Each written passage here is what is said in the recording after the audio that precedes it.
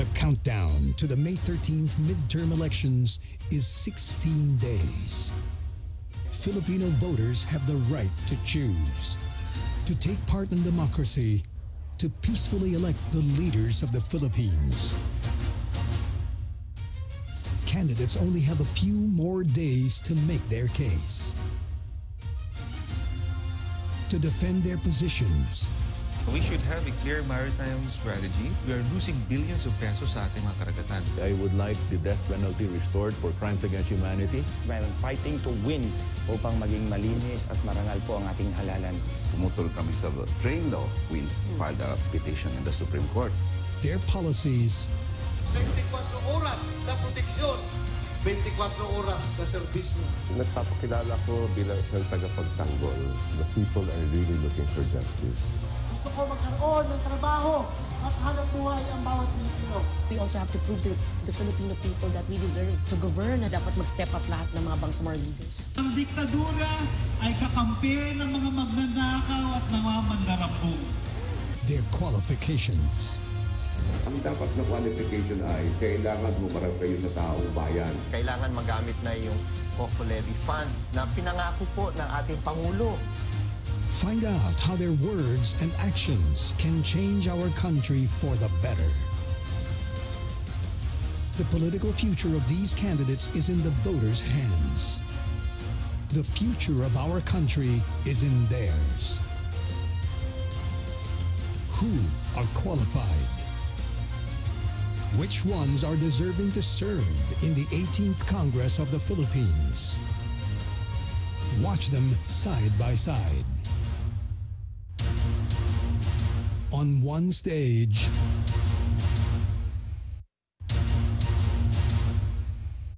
on one network. So great to be back here at the University of Santo Tomas for the CNN Philippines Senatorial Debate. Hello and welcome everyone. Hello to the candidate supporters, family and friends. Palakpakan po ninyo ang sarili ninyo. You have come this far.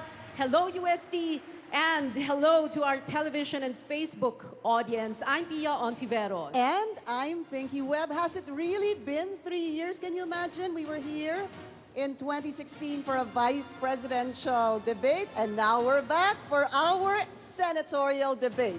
This comes after, I'd say, 7 forums, a number of interviews, 40 interviews out of 62 senatorial candidates, and we'd like to let everyone know that we did invite as many senators, senatorial candidates as possible, but as fate would have it, some of them turned us down.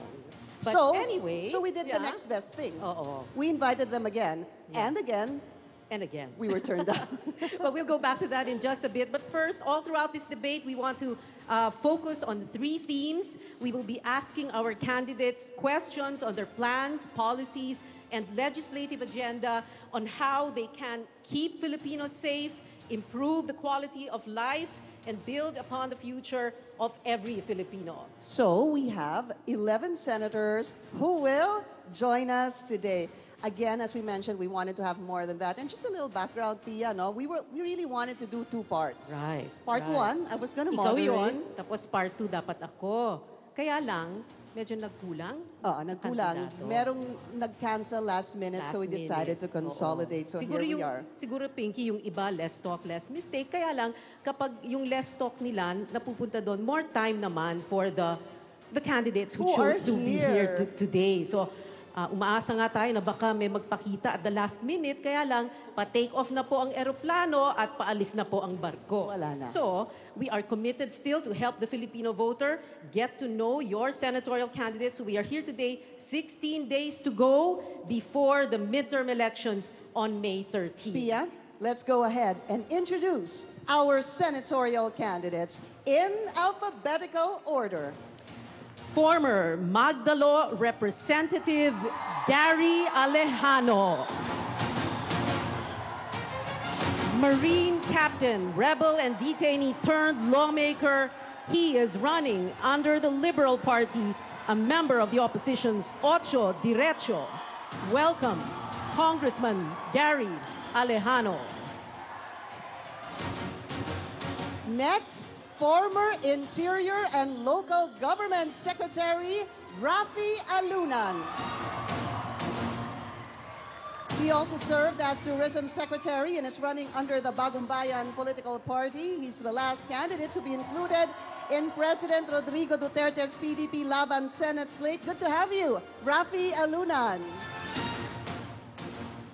Our next candidate, former Biliran 2nd District Representative Glenn Chong. He's joining us in a bit. He's running under the Katipunan na Demokratikong Pilipino, but he will be with us in a while. But this is Congressman Nery Colmenares. All right, nauna na. Joining us today, former Bayan Muna Representative, ulitin natin, Nery Colmenares.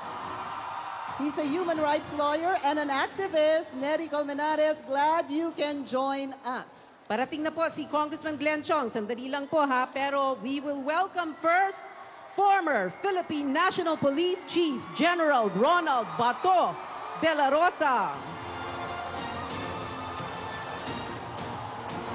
General Bato is running under the administration's PDP Laban and is endorsed by the Hugpong ng Pagbabago. He is President Duterte's first Philippine National Police Chief. General Bato, thank you for joining us today. Next, we also have here Chel Diokno.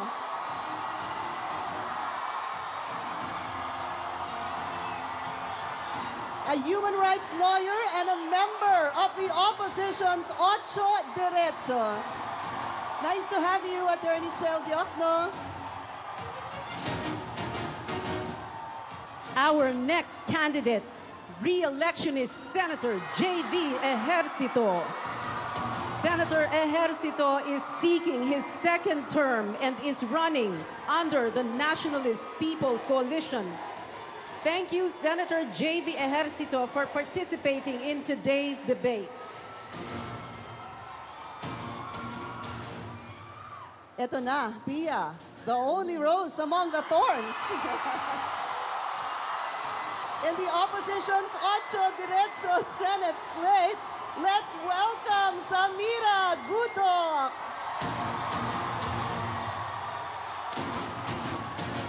A Marawi civic leader and a former assemblywoman, she also served as member of the Bangsamoro Transition Council. Welcome to the show, Samira Gudok. Next in line, former Solicitor General Florin Pilo Hiubay. He's running under the Aksyon ng Demokratikong Party and is an Ocho Derecho member. Pilo Hiubay, thank you for joining us today. Also with us, election lawyer and Ocho Derecho member, Attorney Romulo Macalintal. This is his first attempt to run for public office. Attorney Romy Mac, thank you for being here. And like they always say, last but not the least, former House Deputy Speaker Erin Tanyada.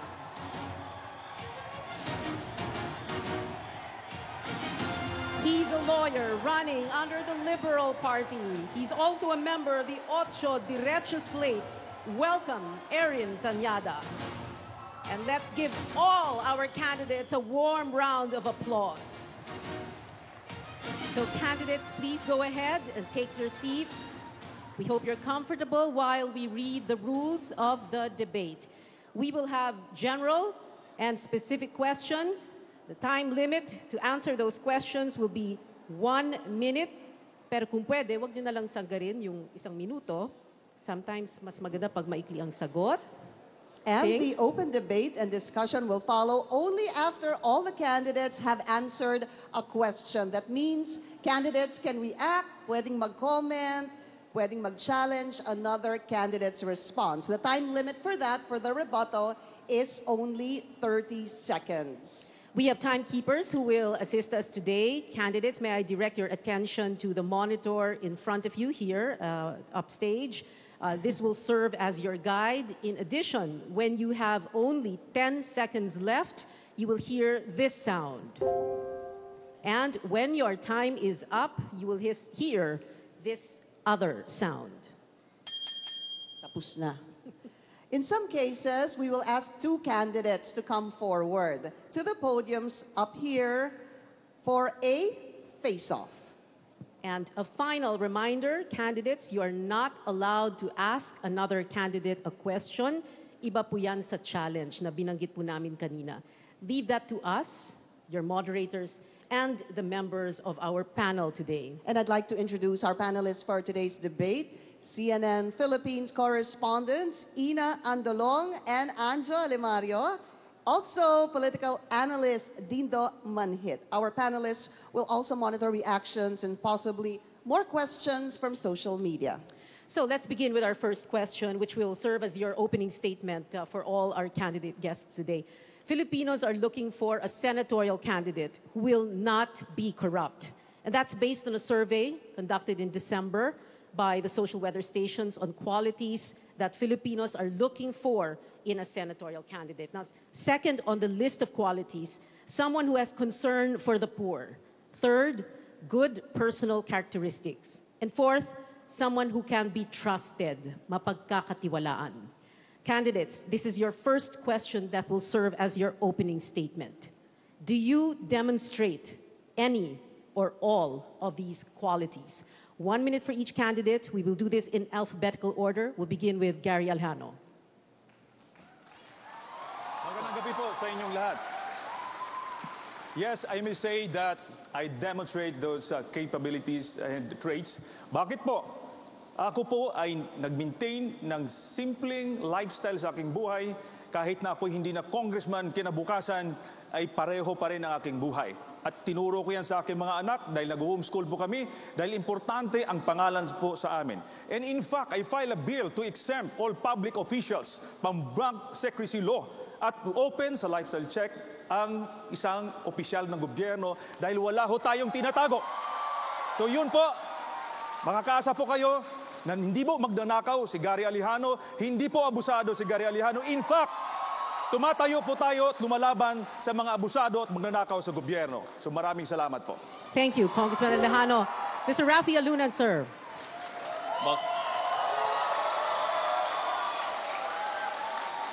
Magandang hapon po sa inyong lahat. I was in government before. I served you as your DILG Secretary and DOT Secretary. I came in poor, I left poor. I never stole a cent. In fact, I ran after the corrupt people in DOT and the DILG and have my record to prove it, including the Supreme Court. I served without counting the hours.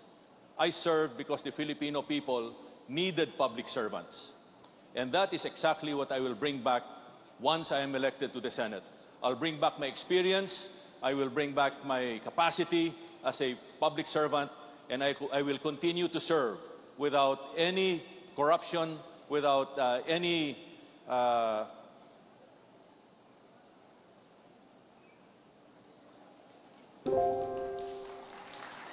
without any hesitation, sir. Thank you, sir. Thank you. All right, next up, Nery Colmenares.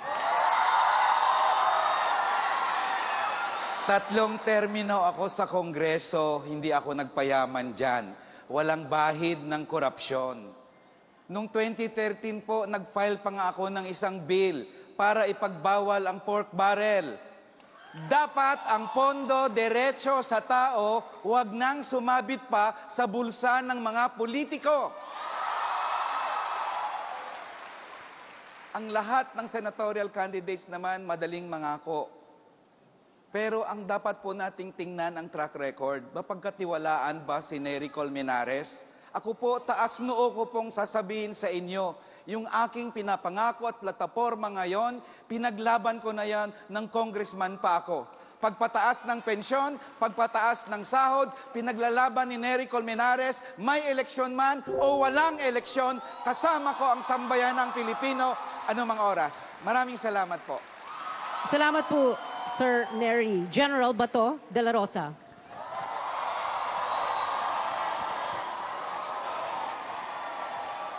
Sa aming lahat, nandito ngayon dito, wala na sigurong tatalo sa akin kung kahirapan. Ako lang ang anak ng tricycle driver dito.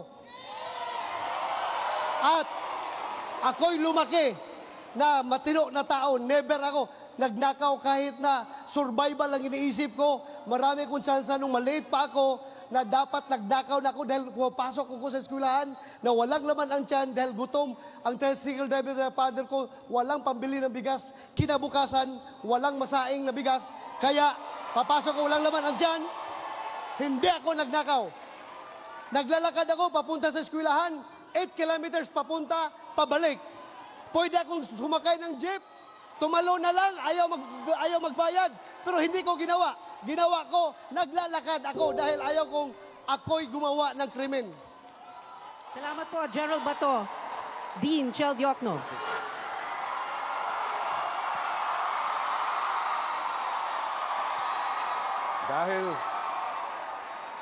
Dahil ngayon po ay National Youth Day, babatiin ko muna ang ating mga kabataan. At lalong-lalo na ang aking mga children. Ayan po. Alam po ninyo, walang ipinamana sa akin ng aking mga ninuno na political baluarte o makinarya o malaking kayamanan. Pero ang pinamana nila sa akin, ang pagmamahal sa inang bayan, paggalang sa dignidad ng tao, at pagmamalasakit sa kapwa. At yan ang dadaling ko sa ating Senado. Panahon na ngayon na pag-usapan natin ang katarungan. At walang katarungan kung laganap ang korupsyon. Walang katarungan kung puro pangungurakot na lang ang ginagawa ng mga politiko. Kaya makakaasa kayo sa akin, pagtatanggol po natin yan. Thank you. Salamat po, much. Dean Chel. Next up, JV Ejercito.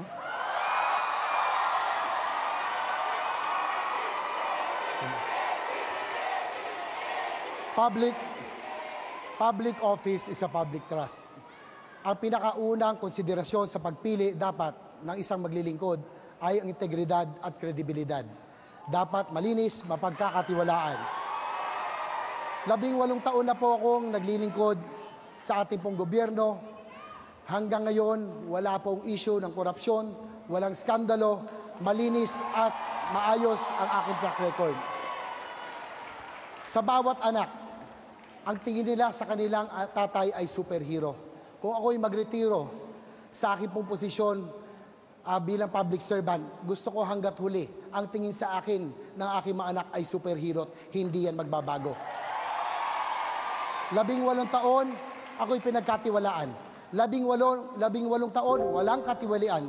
At higit sa lahat, 18 taon na maayos at malinis na nililbihan. Mabuhay po tayong lahat.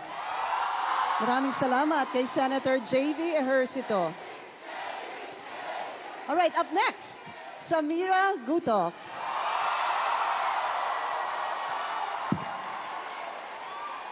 Samira Gutok po, may pamilya, taga Marawi City, proud Mindanaoan. Pinaglalaban namin ang pondo at alokasyon para sa sakuna, para sa mga lindol, mga biktima ng mga karahasan. Hindi po kwentong barbero ang aking dinaanan. Mismo gera where 500,000 people were displaced. At ito ay dapat iwasan sa kahit anong parte sa Pilipinas. Si Samira Gutok ay tried and tested. I was a rescue team volunteer almost all my life. Kasama ako sa NAMFREL, kasama ako sa Karancho, Kabalikat, at kung ano ng organisasyon. 1 year under Aquino, 1 year under Duterte, and I resigned because of a rape joke, proudly.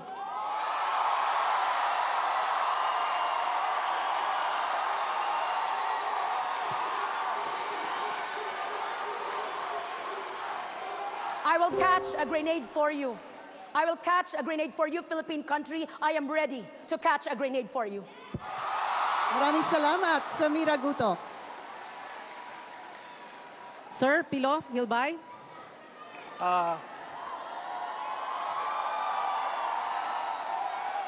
Si Pilo Hilbay ba ay mapagkakatiwalaan at tapat? Kung pwede lang tanungin ng girlfriend ko na si Agot Isidro, pwede na sana. Ako po ay isang batang tundo, graduate ng economics sa UST, Graduate ng abogasya sa UP. Number 1 sa bar examination, pero hindi po tayo nagpayaman. Ang ginawa natin, nagsilbi sa taong bayan bilang isang public school teacher, bilang isang pangunahing abogado ng bayan. Ipinaglaban natin ang West Philippine Sea. Bilang isang ordinaryong mamamayan, alam natin ang gusto ng mamamayan. Ipaglaban, labanan ng droga ng walang patayan, respetuhin ang mga kababaihan, ipaglaban ang West Philippine Sea. Ang aking pagmamahal sa bayan ay hindi made for China. Salamat po, Sir Pilo. So, confirmed po na nag-number 1 kayo sa bar. Okay. Okay na po. Oo. Attorney Romy Makalintal, kayo po.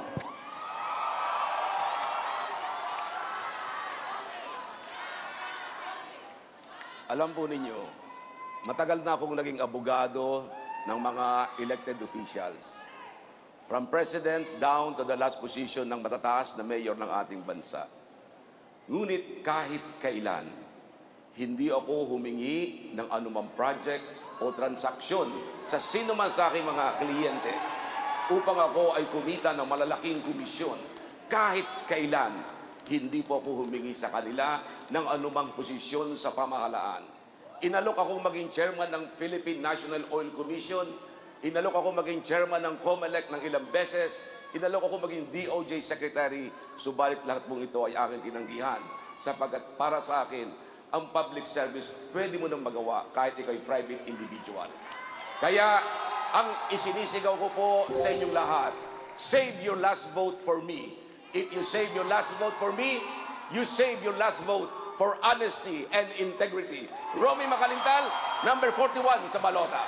Salamat po, Attorney Romy Mac. And last but not the least, Erin Tanyada.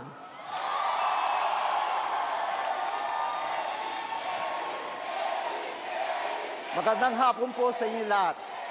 Nung ako po ay nag-aaral, sabi po ng aking lolo at ng aking ama, Erin, kung gusto mong malaman kung may problema ang ating lipunan, kausapin mo yung mga manggagawa, magsasaka at mangingisda. Lumabas ka sa paralan. At yun po yung ginawa po ng inyong lingkod. Ako po ay lumabas, kinausap ko yung mga manggagawa, magsasaka at mangingisda. At nakita po natin may problema po ang ating lipunan. Kaya ako po ay sumama sa iba't ibang kilos protesta, nakibaka kasama po ng mga magsasaka, mangingisda, kabataang estudyante at manggagawa. Alam ko po na marami pong problema ang ating bayan. Kahirapan po ang pinakamabigat na problema. At ito po yung pinaglaban po natin nung ako po ay congressman ng ika-4 na distrito na lalawigan ng Quezon. Ipagpapatuloy po natin yan. Si Erin Tanyada ba'y tapat? Yes, Tanyada para sa tao. Salamat po, Erin Tanyada. And that was just the first segment of the debate. Hihinga muna tayo ng konti. We'll be taking a short break. When we come back, we're going to ask our senatorial candidates their plan on how to keep the Filipinos safe. That's one of the themes in today's senatorial debate. This is a CNN Philippines special presentation. We'll be right back. Stay with us.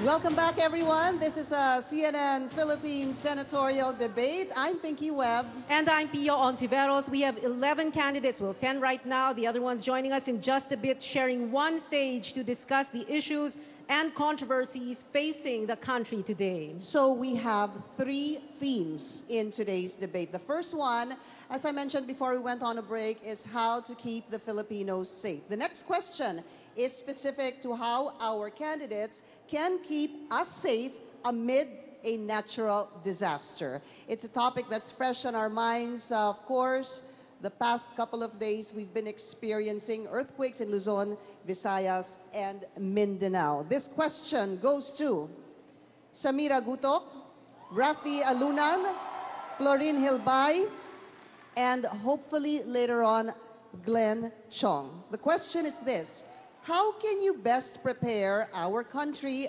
for the big one? Samira Gutok, please go ahead. Ang alokasyon sa disaster ay hindi galing sa national lang. Dapat automatically nasa baba na. Huwag maghintay ang mga biktima sa baba. Preparedness is a year-long process. Kailangan po matagal na, alam na natin na may sakuna na darating. Dapat po may mga emergency bags tayo. Dapat may mga maririnig tayong emergency sounds and rings within our village para tayo ay mismong preparado at hindi tayo watak-watak sa ating mga pamilya. Dapat local government units, barangay, kasamang stakeholders ay kasama sa isang systematic, prepared, and mismong responsive system of disaster preparedness down the ground level. Thank you so much, Samira Gutok. All right, now let's go to Rafi Alunan. Salamat po. Preparedness is key. It starts at the level of the family, then community, then company, then country. At every level, there should be a proper plan to be able to prepare yourself against the big one. And you need to have all of the resources necessary to be able to survive at least the first 3 days. Because in a big earthquake, they say that even up to 1 week, you may not be able to get the help that's needed. So preparedness is very, very important. Thank you so much, Rafi Alunan. Pilo Hilbay, the question also for you, how do we prepare, how to best prepare our country for the big one? To prepare ourselves for the big one, we need 4 things: education, allocation, organization, and a culture of care. Lahat ng preparasyon dapat magsimula sa ating eskwelahan. Kung ang ating mga estudyante ay matututo, hindi ignorante pagdating ng sakuna, pwede silang magprepara. Pangalawa, kailangan maikasa natin ang pondo sa bawat level ng pamahalaan. From national government down to the local government, especially the barangay. Pangatlo, organization. We need to have a very good organization that can respond immediately to a natural disaster. Pang-apat, a culture of care. Kailangan magkaroon tayo ng kultura ng pagtingin sa bawat isa. Dahil kung ang bawat Pilipino magkakanya-kanya, kahit anong preparasyon, walang mangyayari sa atin. Salamat po. Salamat po, Pilo Hilbay. It's been said before, no amount of post-incident operations will solve violations of the building code which lead to collapsed buildings. Let's talk about disaster preparedness now I just want to in let you general know, this time. Yes. Because there are a few candidates raising their hands, hindi mo nakita. But may tanong ka pa kasi, di ba? Kasi baka iniisip nila, hindi mo sila napapansin. Yes, because we're about to go to the face-off, but can we hold on your thoughts for a moment, no? But we'll talk first about disaster preparedness in general this time. The Philippines is number 3 among 171 countries most vulnerable to disaster risk and natural hazards based on the World Risk Index. And we want to invite General Bato and Gary Alejano to come forward to the podiums for our very first face-off. So, Congressman Alejano, can you please come up here? General Bato doon po sa kabila. All right. We are a country that gets hit every year by earthquakes, typhoons, floods, landslides, and even volcanic eruptions. This is the question. How can the Philippines further reduce risk and improve response to natural hazards?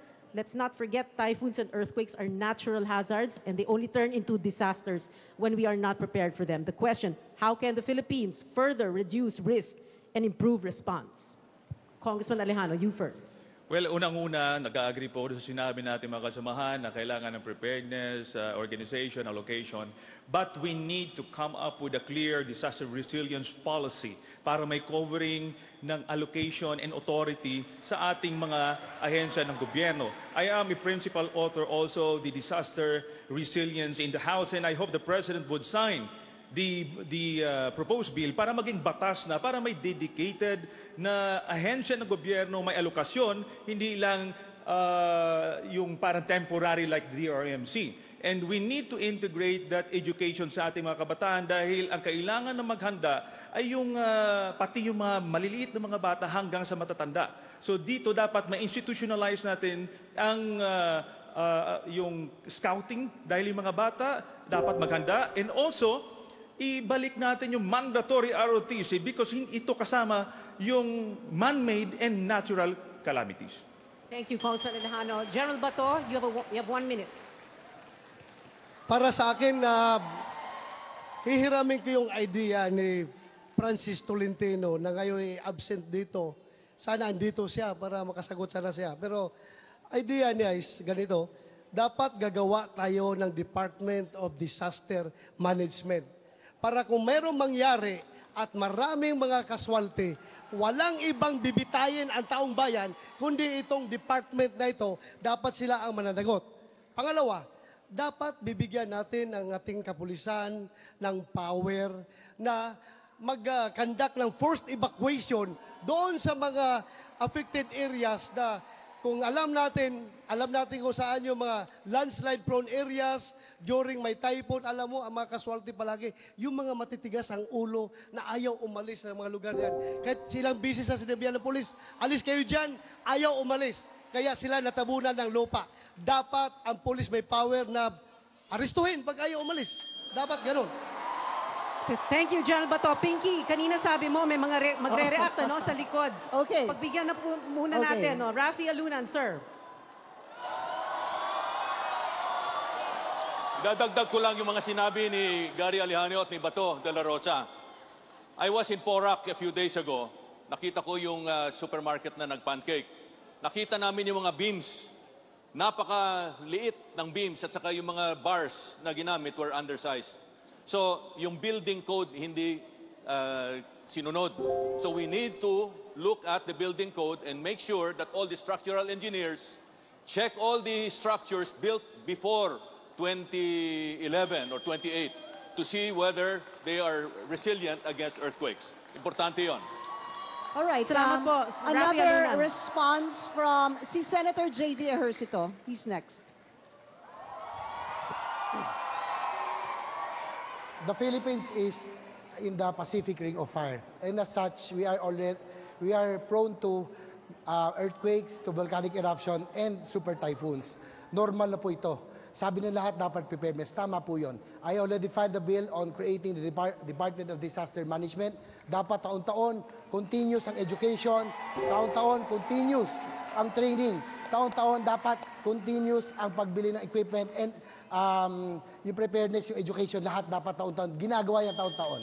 Parang piya lahat sila, sinasabi kailangan may isang department. All right. Do we still have time for another comment? I think we can give 30 seconds each. Less than 30 seconds each muna kay Romy Mac and Attorney Erin. Romy Macalental. 30 seconds, sir, ha?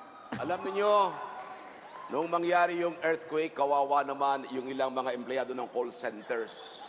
Hindi sila pinalabas.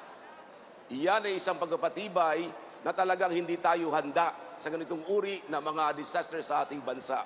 Kaya dapat mapagtibay ang ating mga batas sa bagay na ito, mapagtibay ang proper implementation ng building code at dalhin sa korte ang mga taong lumalabag sa building code. Yan ang dapat natin pakita sa kanila. Right, next up, Erin Tanyada. Lahat gusto magsalita eh. Dalawang points lang po, no? Merong batas na po, yung People's Survival Fund. Ito ay 1 billion fund na pwede pong i-access ng local government units to help fight and mitigate the effects of climate change and tragedy. Ang problema, hindi pinapaliwanag, walang kulang sa information sa ating taong bayan. Kaya importanteng malaman po nila, 1 billion fund po yan. Pangalawa, hindi dapat inaaresto yung mga taong ayaw umalis. Okay, alam mo, sinabihan na ako na move forward na tayo. Sir, siguro, 30 seconds. Teka. O sige, go. General Bato. Yes, sir. Kasi ako pinapatamaan niya naaresto. Kung kinakailangan ng pulis na mang-aresto para masave ang buhay nila, gawin natin yan! Sir, ang sinasabi ko... Pagayaan mo! Huwag mong aristuhin. Iwan mo dyan. Nalibing yan sa landslide. Useless ka na pagka-pulis. Okay. Tinatanggal lang sa... Okay, that's enough. Ang areston, ang ibig sabihin yan, binibigyan po ng Okay. Hindi naman sila, hindi naman sila nag-aaway. Oo, hindi naman sila Walang nag-aaway. nag-aaway dito. Okay, teka. Iba lang ang kanilang dalawang pananaw. Oo. Okay. I'm sorry, we really need to move on. There are other topics. We promise you will have your time. Magpapasalamat na tayo sa unang face-off pero natin, lumalabas Pia. kasi na may batas na tayo, implementation na lang. Maraming salamat po, Congressman Alejano and General Bato. Bato, thank you. All right. Sorry, mamaya na po. Di bale, wag ho kayong mag-alala. We're still on the topic. This is a healthy discussion. Let's all remember that. Ang topic pa rin naman natin is basic services. Okay, ang pinag-uusapan natin, disaster preparedness and response are very important, especially in a country like ours. We have a population to date of 107 million, according to United Nations estimates. Manila is also the most densely populated city in the world. As our population continues to grow, of course, demand for food, water, and energy also increases. Ito na. Our next question is about energy supply. Electricity rates in our country are among the highest in Asia. At panay po ang aming balita na nasa yellow at red alert ang Luzon grid natin. Hence, nagkaroon daw ng ilang rotational brownouts. Please listen. Our next question goes to the following candidates: Chel Diokno, Erin Tanyada, JV Ejercito, Samira Gutok, and Neri Colmenares. Ang tanong, importante ho talaga ito. What laws are needed to ensure Filipinos have access to affordable and sustainable energy supply? Let's start with Chel Diokno, please. Sir, kuryente, pag-uusapan hindi na lindol, kuryente na. Yes. Sige po. Kailangan balikan natin yung ating mga batas tungkol sa elektrisidad dahil maraming ng butas-butas yan at hanggang ngayon hindi pa natatakpan yung EPIRA law. But looking forward, we need to address the problem of relying on fossil fuel energy. Kailangan lilipat na tayo sa renewable energy. Hindi na natin may iwasan yung problema na yan. Nandiyan na yung batas. We have the Renewable Energy Act, but it's not being implemented. It's about time we move to clean and green energy. It's about time we stop coal plants that are so damaging to the environment. I understand the need for these coal plants, but tama na. We will be locked in for the youth, yung darating na mga future generations ng Pilipino. Unless we move now to renewable energy, we will be locked in for many generations to come. But isn't RE renewable energy, mas mahal po ba yun? Or should we look at it as an investment? How should we look at it? Actually, the cost of renewable energy is going down every day. It used to be quite expensive, pero hindi na po ngayon. And we actually have the minerals and we have the equipment and talents to prepare to do it ourselves. So hindi ko maintindihan kung bakit yung mga buhangin natin ay kinukuha ng ibang bansa at dinadala doon. Kailangan natin yan dito. Ibang topic na po yun. Mamayang konti, we will talk about that. Erin Tanyada?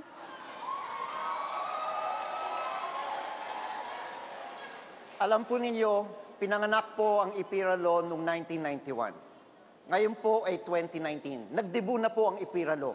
Pero ang tanong, yung pinangako ba ng EPIRA law na ibababa ang presyo ng kuryente ay naganap ba? Sa tingin ko po, hindi po naganap. Kaya importante po na kailangan balikan po natin ang EPIRA law para malaman po natin kung ito ba ay nakatulong sa ating mga mamamayan o hindi. Pangalawa, importante rin po dahil alam natin kung hindi bababa po ang presyo ng kuryente, hindi rin lalawak po ang negosyo dito sa ating bansa. Alam natin, kung mataas ang presyo ng kuryente, hindi kumukuha ng mga bagong manggagawa ang bawat kumpanya. Kailangan ibaba po natin ang presyo ng kuryente para mas maraming trabaho dito sa ating bansa. Pangatlo, open access po. Ito yung isang rason kung bakit hindi bumababa ang presyo ng kuryente. Okay, thank you, sir. We'd like to hear from Senator JV Ejercito, please.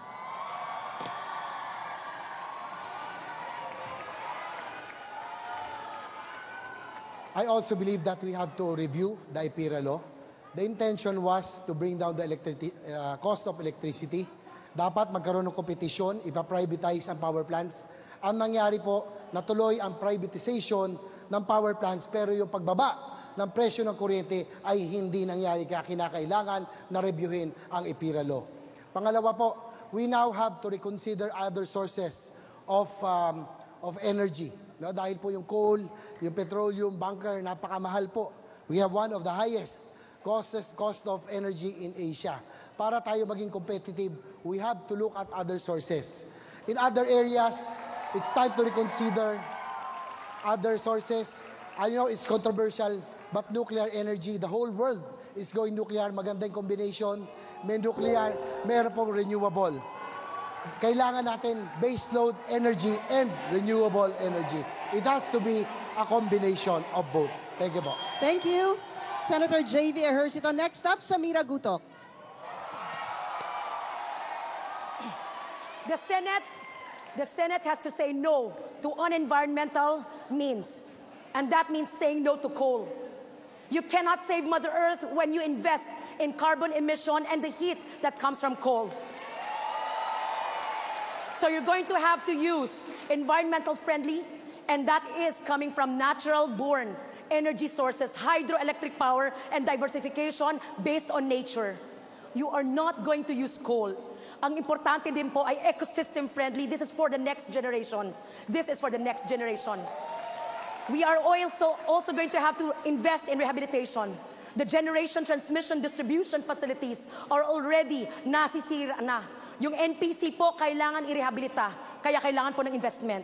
So importante po ay diversification, and of course, do not put systems loss back to customers. Excuse me, wala kami elektrisidad, bakit kami nagbabayad ng systems loss? Alright, maraming salamat kay Samira Gutok. Finally, Neri Colmenares.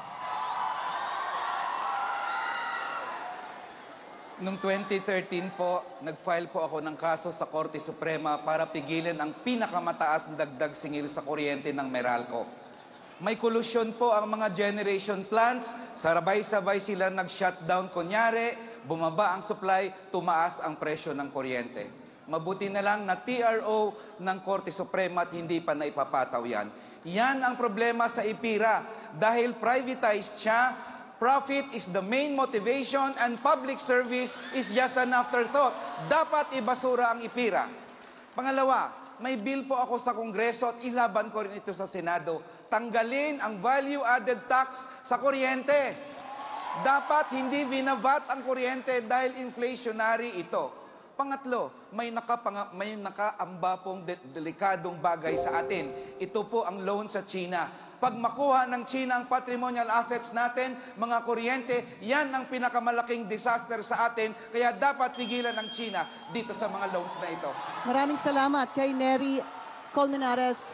All right, we're going to invite two candidates who can specifically talk about bringing down power rates in the country. Yung una po ay si Attorney Romy Macalintal. Please go to the podium, sir. And I'd like to invite somebody else who feels very strongly about this to face off with Attorney Romy Mac. Anybody?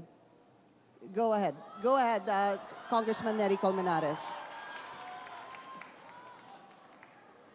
Okay. Yes, actually, siguro ang basic tanong naman, aside from everything you've said is, sabi nga ni Congressman Neri, yung VAT, ano, how can we bring down the price of electricity? Attorney Romy Mac, you can go ahead. Alam mo, ang problema talaga sa ating bansa, yung elektrisidad, ang oil consumption natin. Ang problema kasi dyan, nung inintroduce yung IPIRA law, yung tinatawag pang Electric Reform Act na yan, ay parang bumaba daw ang ating halaga ng kuryente. Subalit, nung ma-privatize ang National Power Corporation, ang ginawa natin, bumibili naman ang National Power Corporation sa mga independent power producers. Kaya ang dapat siguro ito, kahit na tayo bumibili dyan, tingnan natin kung tama ba yung halagang binibili natin. Kasi kahit bumili ka, magamit mo man o hindi ang kuryenteng binili mo sa IPPs, babayaran mo pa rin yan. At bukod dyan, andun yung tinatawag na isera. Ano ba yung isera? Ang ibig sabihin yan, kapag tumaas ang halaga ng dolyar, babayaran din natin, mag-a-adjust din tayo ng presyo. So dapat talaga dito magkaroon ng pagre-review yung IPIRA law sapagkat hindi nakakatulong sa bansa natin kundi lalong nadaragdagan ang halaga ng kuryente. Congressman Neri, go ahead, sir. Yes, kahit unbundle daw ang presyo ng kuryente, maraming singil dyan di natin alam, maliban sa kolusyon. Ang isa po dyan ay ang bill deposit. Marami sa atin di nakakaalam ngayon yan. May bill deposit pong sinisingil sa atin ngayon. Kung 3,000 pesos ang iyong bill monthly for 3 months, kukunan ka pala ng 3,000 pesos parang deposit. Pag hindi ka daw nakabayad, yun ang reremata ng Meralco. Ang tanong ko, bakit kailangan ng bill deposit? Hindi ba pag hindi kami nakabayad, pinuputulan nyo kami ng kuryente? Yan ang masama dyan. Tapos pangalawa, ang bill deposit totaled almost more than 30 billion pesos sa Meralco. Hindi siya ma-audit-audit. Ang interest napupunta sa Meralco, hindi sa taong bayan.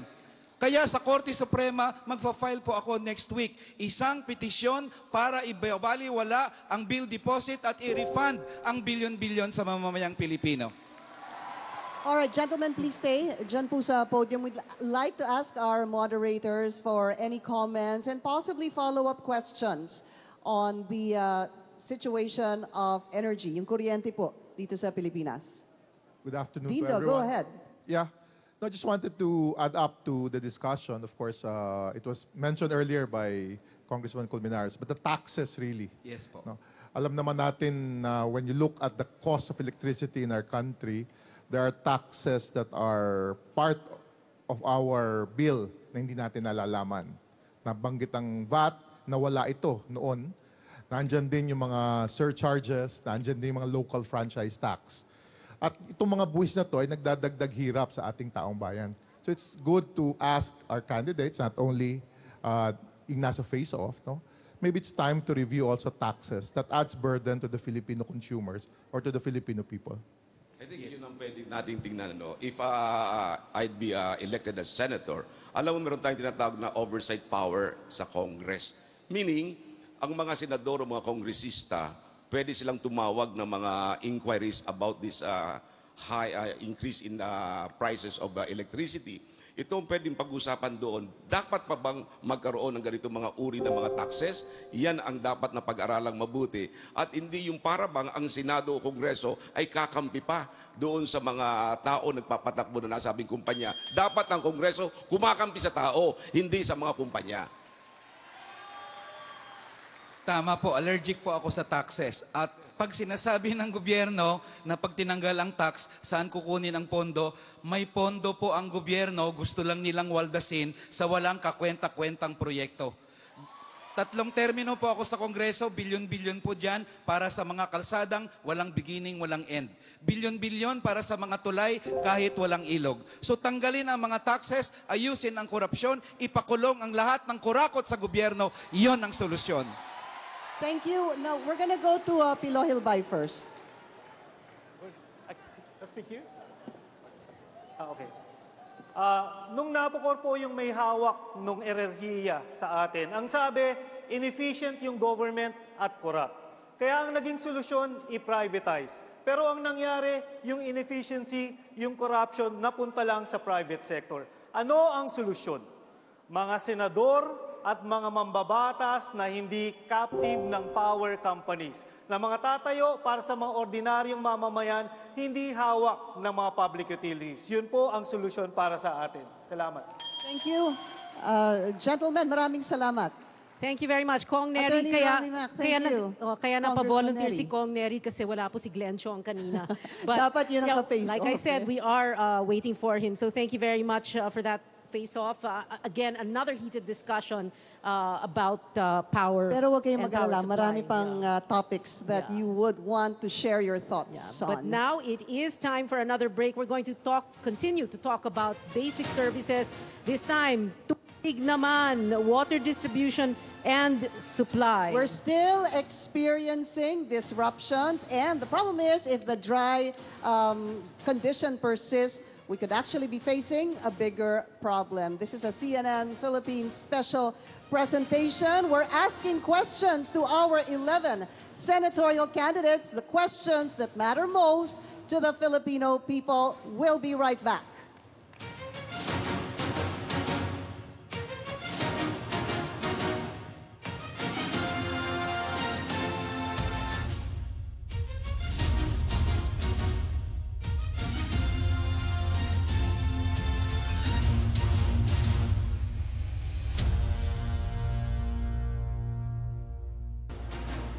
You're watching the CNN Philippines Senatorial Debate. Our questions for our candidates revolve around three themes: keeping Filipinos safe, how can our senatorial candidates ensure our safety? And of course, we want to find out how they can improve the lives of the Filipino people, as well as what their plans are to build upon the future of Filipinos. So, we are still on the topic of basic services in a country, as we mentioned a while ago, with a growing population, 107 million.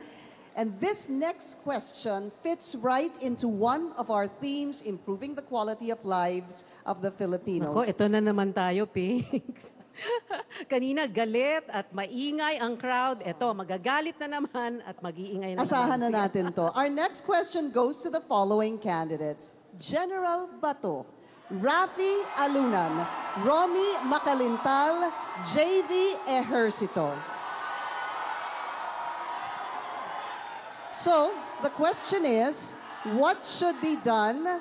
What should be done to address our water problems? Ano ba ang dapat natin gawin dahil sa nararanasang kulang or shortage sa tubig? Ready na si Pero, may tubig na ba kayo lahat? Meron na?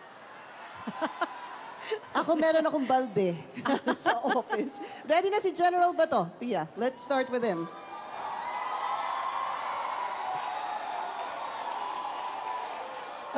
Alam ninyo, kung meron tayong Department of Energy, dapat meron din tayong Department of Water. Dahil ang tao nabubuhay kahit walang kuryente. Pero ang tao hindi nabubuhay kung walang tubig. Pero kailangan talaga tayong mag-establish ng Department of Water na siyang mangangasiwa para sa sourcing, pricing, distribution, regulation ng lahat ng tubig sa buong Pilipinas. Dahil sa ngayon, iba ang presyo ng tubig sa Zamboanga, iba ang presyo ng tubig sa Pangasinan. Dapat iisang departamento ang mag-control nito. At kung talagang wala ng ibang solusyon itong crisis natin, dapat gayahin natin ang Israeli model kung saan desalinization ginagawa nila na ang tubig, napakalaki ng dagat. Kinukuha ang tubig galing sa dagat, tinanggal ang salt, ginawang pang-inom. Kaya makita mo ang Israeli, noon deserto, ngayon green na. So, dapat magkakaroon tayo ng gano'n na programa. General Bato, thank you, sir. Okay, next up. Next up, ayan na, ready na rin, Rafi Alunan. Go ahead, sir. Tama yung sinabi ni Bato. At dadagdagan ko pa. Tama yung sinabi niya about water sourcing. Dito sa Metro Manila, we have a real problem. Yung Angat Dam is really our main source right now. We should really spread our risk because it's a national security risk. Ang kaliwa at kanan rivers doon sa Laguna at Quezon, matagal na yan pinag-uusapan, hanggang ngayon walang nangyayari. So we continue to have this national security risk. All over the country, our local government should be investing in water reservoirs for human consumption, for electricity, as well as for irrigation. And number 3, dito sa syudad, we should be able to catch the rain. And actually, all over the country, we're not catching the rain and we're wasting it.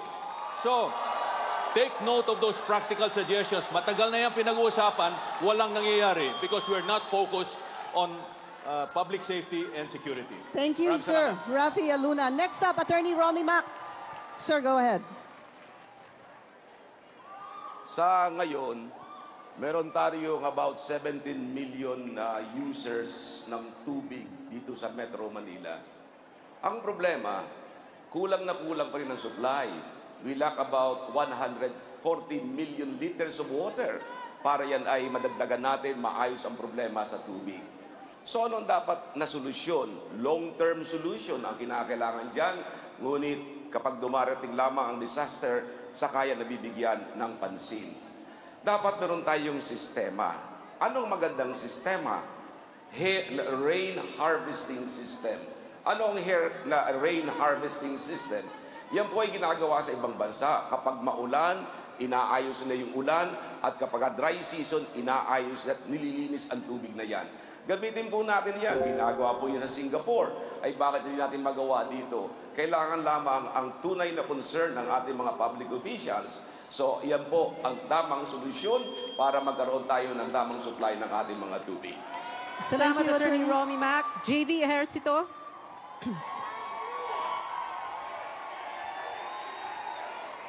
The main source of water of Metro Manila is Angat Dam, which was built in 1967. Dati po wala pang 10 milyon ang populasyon sa Metro Manila. Ngayon po ay sobra-sobra na. Hanggang ngayon, Angat Dam pa rin. Hindi po natuloy ang Laiban Dam, yung kaliwa at kanan rivers na dapat po ay natuloy noong 1980s. Ang suggestion ko, we invest in infrastructure, water infrastructure, dahil hindi pwedeng taon-taon tuwing tagtuyot ay namumroblema tayo.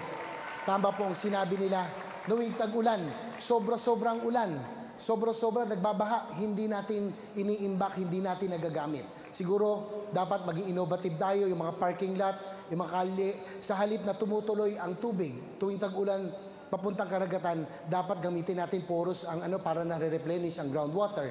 Dapat magkaroon tayo ng mga bagong dams, lalo na po ang Laiban Dam, yung area na yun. We need new sources of water para hindi tuwing tagtuyot tayo po ay namumroblema. We invest in water infrastructure. Salamat po, JV Ejercito. Briefly, Dean Shell. Kaliwa Dam is not the solution to our water problem. Kaliwa Dam is going to cause environmental destruction. The proposal is to put it near fault lines, and it's going to result in the inundation of our katutubos barangays. Hindi po solusyon ang Kaliwa Dam. Ang solusyon ay isang comprehensive polisiya ng ating pamahalaan. Alam natin magiging problema talaga ang tubig within the next 20 years. Dapat ngayon pa lang pinag-uusapan na natin at pinagpaplanuhan. Alright, pag-uusapan kasi sana, no? May follow-up question sana tungkol nga sa, di ba, syempre, meron tayong mga short-term, long-term solutions. Ang problema naman natin ngayon we need to feel the effects right away because like we already all know, no? Many of us still experience water disruption. So I don't think we have enough time for that. We're going short-term. Pwede daw, Pia. Sige, pwede na. Alamin natin. Sige, balikan kasi natin. Kailangan malaman natin from sina General Bato, Rafi Aluna, and Attorney Romy Mac, and JV Ejercito. How soon, that's the question, how soon can consumers feel the impact of your proposed solutions? Let's begin first. General Bato, sir. 30 seconds, sir. Yung ngayon, General, ano ho yung short-term solution ngayon dun sa nakaka-experience ng water interruptions, disruptions, and problems, sir? Ano ang short-term solution? Yung na-open ko kanina na solusyon ay medium term at saka long term. Walang short term doon eh. Sir, gaano ka medium? Sir, yung medium... So, kailan po yun? Kailan po natin mafe-feel ang effect nun? Kailangan pa natin ng batas na mag-create ng Department of Water. Okay. Pag mayroon Department of Water, i-organize pa yan. At tagal pa. Okay. Wala. Alam mo, short-term solusyon? Pwede. Kung gusto niya, you're looking for short-term solusyon? Yung short-term, sir. Meron ho ba kayo naiisip? Hawakan ng gobyerno yung Maynilad. Maynilad? Hawakan natin yung Maynilad. Maynilad, Manila Water, which one? Pareho? Di ba yung tubig, Maynilad, nag-control dito? Maynilad at Manila Water, sir. Dalawa pong concession. Isipin mo yung MWSS sa generation ng tubig. Ang Maynilad na sa distribution. Sir, you're proposing government takeover of private companies. Power of eminent domain. Gamitin natin. Okay. Para makontrol natin. Okay, kanina sabi natin the question is how soon can we feel the effects of the proposed solutions? So kanina, General Bato, Rafi Alunan, sir, how soon? Very soon, for certain courses of action. For example, yung community-based rain catchment basins. That can be done easily by the local government units. Instantaneous yan. Yung mga buildings catching rainwater for their own use. That can be done also very quickly. What will take a little time is the Kaliwa at Kanan River, sa Laiban Dam. But I just want to correct Shell. Shell, there are engineering studies that you go lower, not higher. That will not inundate. That will not inundate the towns, no? And lastly, yung engineering requirements. There are many water companies that need to fix their piping systems so that they can evenly distribute their water to all of their constituents. Right now, many of them are not doing that. Lumang-lumang kanilang pipes at limited ang kanilang distribution. So that can be done also fairly quickly, probably over maybe 3 or 5 years if they properly invest in it. Okay, between Attorney Romy Mac and Senator JV, sino po sa inyo? Tumayo na tuloy. After this, meron akong sasabihin. After Attorney Romy Mac, go ahead, sir. Ang kinakailangan dito ay kamay na bakal ng ating pamahalaan. Hindi yung para bang tinatapik mo lang sila sa balikat. Ganong ando na ang problema. Alam naman natin ang problema sa MWSS. Sino ba yung mga opisyal na nagpapatakbo ng mga tungkol sa tubig na yan? So dapat siguro pinag-aaralan kung dapat silang tanggalin o hindi dapat tanggalin. Then, short-term solution, mga barangay captains, mga barangay officials, dapat magtulong-tulungan tayo para yung mga tao ay nabibigay ng daily supply ng kanilang mga tubig. Yan ang kinakailangan gawin. At magkaroon tayo ng daily water tankering sa mga lugar na talagang kailangan ng tubig at mga lugar na hindi inaabot ng mga tubig na yan. Maraming problema ang ating bansa tungkol sa tubig, ngunit hanggang ngayon ay hindi pa nga nare-resolve yan. Maraming problema, ngunit ang ating mga opisyal para gumagawa lamang ng solusyon kapag nariyan na ang problema. Ang kailangan kamay na bakal para sila ay talagang magtrabaho sa kanilang problema ito. Okay. Thank Pia, you, sir. isa na lang ang pag-usapan natin, Pia. Any one of them who can give a short-term solution. Okay na tayo, Attorney Romy Mac. Anyone Sir, behind? pwede na po kayong bumalik sa maybe upuan si niyo. Congressman Gary or si Congressman Congressman Gary, Neri. you have a short-term solution? Short-term, please, gentlemen. Comment lang. It needs Sir, to be 30 seconds, short-term. Short-term. Ang gusto ko lang sabihin kasi matagal na yung plano niyan dahil alam natin na magkakaroon tayo ng kakulangan ng tubig. Ang problema, hindi natin inalaw ang infrastructure ng katubigan dahil inihintay natin ang malaking infrastructure na galing sa China. Dahil para makumita sila sa infrastructure. So I don't agree na magkaroon tayo ng infrastructure coming from China because this is a critical infrastructure. The moment na hawakan ito ng ibang bansa, luluhod tayo. Alright. Congressman Gary, thank you so much. Yes. Pia, Thank you. pinipilit na nila tayong pumunta sa susunod na pag-uusapan natin. Go ahead. Advanced kasi mag-isip ang mga kandidato. Kasi ang next topic natin ay ang China-funded Kaliwa Dam. The government says one of the solutions is this dam. It's controversial. As we all know, we want to focus now on Philippine-Chinese relations. The President was just in Beijing for China's Belt and Road Initiative. Alam po natin kung ano yon. Beijing is building bridges, roads all over the world to connect the rest of the world. Now, in that forum, the President signed 2 agreements on trade and drug rehab efforts. And amid the friendlier, warmer relations between Manila and Beijing, some observers are saying that the so-called China debt trap diplomacy has reached the Philippines. Now, the President also recently ordered the Justice Department to review the government's agreements, including those with China. So, we are going to have a face-off now, Kong Alejano and Rafi Alunan, and tamang-tama, kanina nabanggit nyo na okay daw ang Kaliwa Dam. Yes, the two of you please go up to the podium. And this is your question. What safeguards should be put in place so that the Philippines does not fall into that China debt trap? Congressman Alejano. Unang-una, hindi naman kailangan mangutang sa China lamang. Let us not put all our eggs in one basket. Meron mang ino-offer ng ibang bansa like Japan, mas mababa pa interest. Bakit sa China tayo kukuha? No? And remember this, there's no such thing as free lunch. Mataas ang interest and it has connections sa West Philippine Sea and we are now being colonized through economic tool like pahiram sa atin, ilulubog tayo sa utang at hawakan tayo sa leeg. Kaya nga, ang safety dito, doon tayo sa neutral na bansa na makapagbibigay ng mababang interest at wala pang conflict sa West Philippine Sea. Dahil nagbibigay naman ng pahiram yung ibang bansa. So yun po ang pwede nating gawin. And at the same time, dapat transparent ang mga dealings natin sa China. Hindi yung hindi natin alam. Actually, I wrote Department of Finance, bigyan tayo ng kontrata nitong Chico Dam project. Up to now, they have not responded officially sa aking opisina. Bakit nagtatago ang gobyerno kung ang interes ng bansa ang kailangan? Thank you, Congressman Gary. Rafi Alunan, sir. I think we should apply safeguards to any loan that we borrow from any country. That's part of our fiscal responsibility.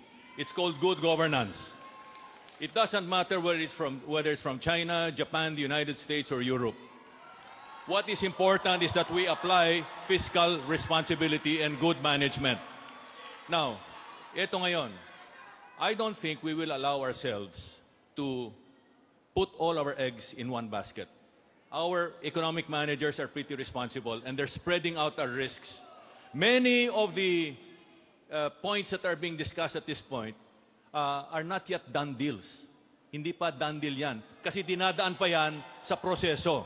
Hintayin natin hanggang dumating tayo sa punto na yon. Maraming salamat po. Okay. May rebuttal si Congari. Congressman Alejano. May rebuttal. May rebuttal lang. Remember this. This is part of the Belt and Road Initiative, and they have done this to other countries, and let us learn from the lessons of other countries. Papasok pa lang tayo ngayon. Bakit hindi tayo matuto dyan? And remember this, ang kontrata na pinasok natin sa ibang bansa ay wala namang provision na nakalagay doon na arbitration sa China at mayroon pang patrimonial asset na collateral. Hindi yan nakikita sa ibang kontrata. Bakit pumayag tayo dyan? Congressman Alejano and the Secretary Rafi Alunan, may tanong pa ho kami, but we're going to give the others a chance to give their thoughts on this. Florin Hilbay, go ahead, sir. Same thing, yung question on debt trap.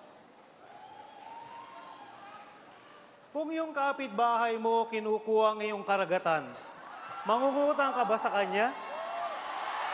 Kung yung kapitbahay mo binabastos ka araw-araw, mangungutang ka ba sa kanya ng mataas pa ang interes? Kung yung kapitbahay mo, pagkatapos mo sampahan ng kaso, nanalo ka, sinabi sa harap mo, hindi niya kinakilala ang napanalo mong kaso, makikipagkaibigan ka ba dun sa bansang yun?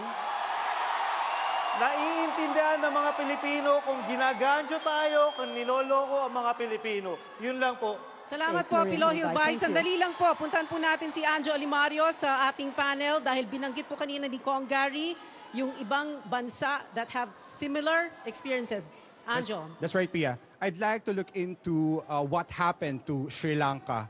In late 2017, Sri Lanka handed over commercial activities, its main southern port, to China on a 99-year lease because it could no longer pay for its loan to China.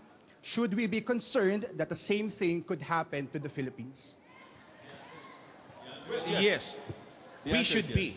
Example, Tajikistan. Sabi ng China, they have a conflict areas there, around 1,500 square kilometers of conflict territory.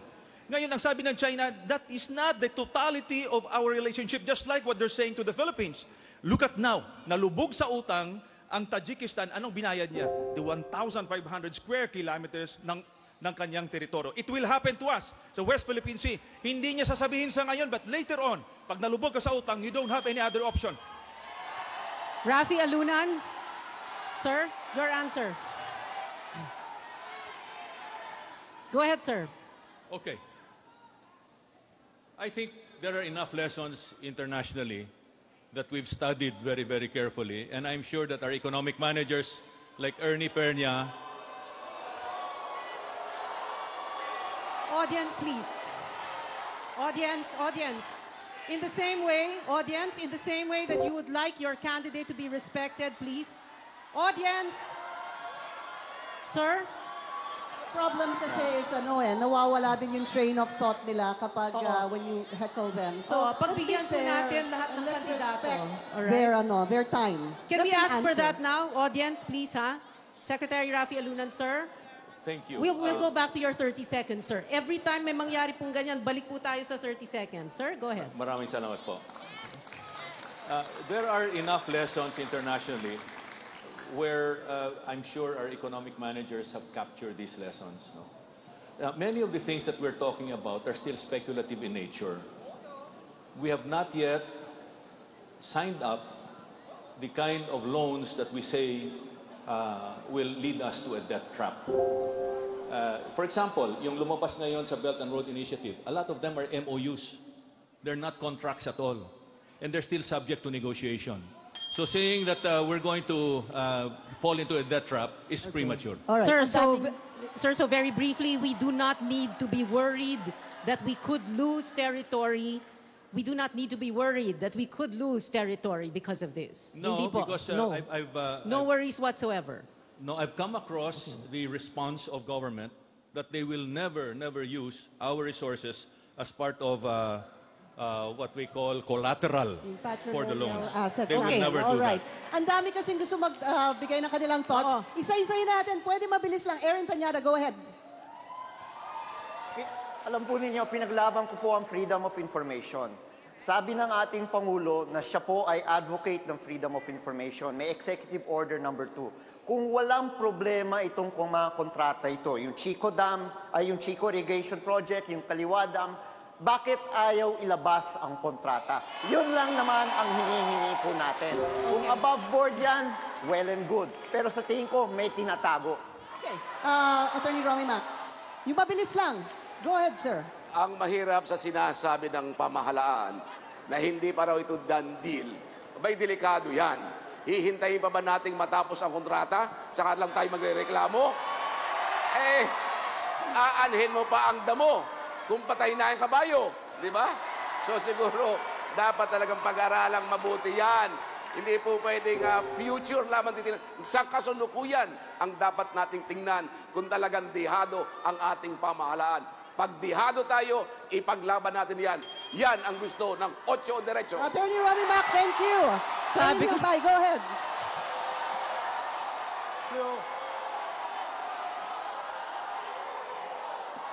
Go ahead, Pilo. There are lessons of Chinese death trap diplomacy everywhere. But ang tanong, natututo ba tayo sa leksyon na yon? Parang hindi. Yung Sri Lanka, nagsimula sa Hambantota Port. Utang 700 million, pumalo sa 1 billion, pumalo sa 7 billion, hindi nabayaran. Ang resulta, ibinigay ng Sri Lanka ang napaka-strategic na port sa China. Pag hindi natin natutunan ng leksyon na yon, yun ang mangyayari sa atin. Okay. Go ahead, Samira Gutok. Ang init naman ng topic na to. Hindi na matapos-tapos. Okay. The presence of Chinese militia speaks of bad faith.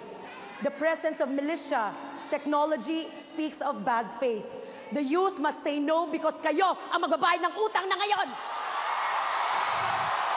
And huli na to ha, before Congressman Alejano's final rebuttal, si Nery Colmenares. Pero mukhang talagang maingay dyan si Congressman Nery Colmenares. Sir, go ahead. Sabi ng gobyerno, standard loan daw yung sa China. I challenge government, magpakita kayo ng ibang loan na may confidentiality agreement. Wala. China lang ang humihingi na hindi natin mabasa ang loan agreement. Sabi ng China, walang hidden agenda. Bakit confidential yon?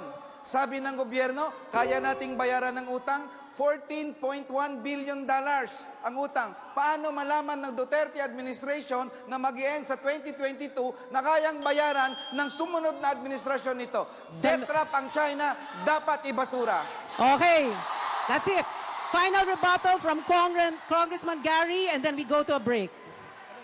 Bayan, dapat ialalahanin natin ang relasyon sa China, especially ito sa mga deals na ito ay confidential at ad hoc, bilateral. Ibig sabihin, walang ibang nakakaalam, tayo lang dalawa. Pag malaki ang bansang China, maliit tayo, we would be at the losing end sa negosasyon na yan.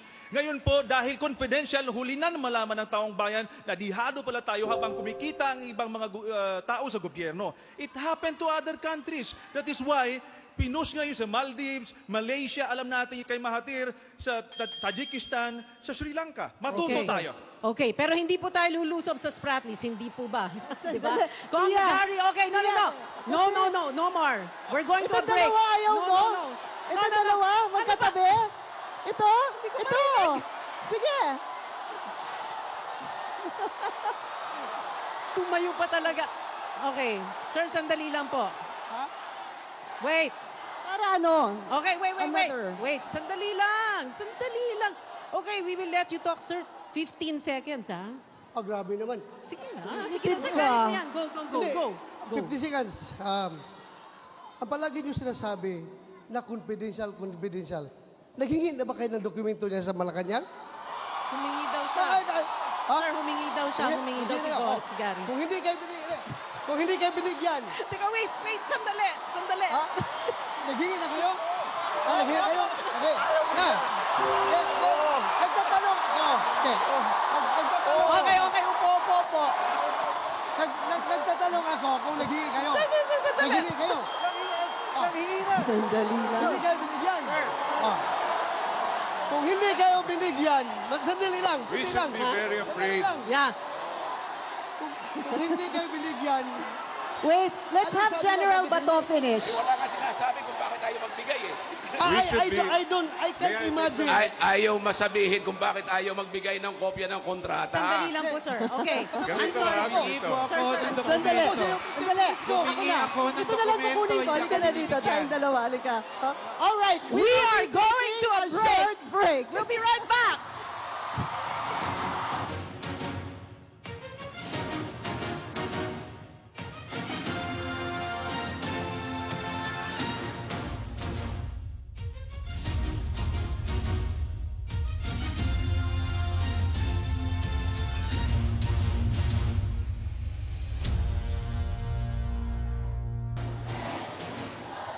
Welcome back to the CNN Philippines Senatorial Debate. Ang init ng usapan. Kinuha na pa lang kita eh. yun. Kailangan na kita kunin. Alright, hindi pa tayo tapos sa China pa rin. China so, pa rin huwag kayong pag-usapan. mag-alala. Gentlemen, lady, we have another face-off. This time, it's with Nery Colmenares and JV Ejercito. And may I please add, para po sa ibang kandidato, please stay seated po. Or at least stay in your seats. Oo. At meron naman po kayong mga mikropono, maririnig po kayo kung magsasalita po kayo. So hindi po kailangan pumunta dito. Kasi para po sa moderator ito. Thank you, ha? Thank you. Hindi naman hindi yan ang pinuntahan nila si General Bato eh. Diba? Everybody wants to be with Bato, di ba? Okay, time out ito na. Sir, time out na. Ano? All right. Time out.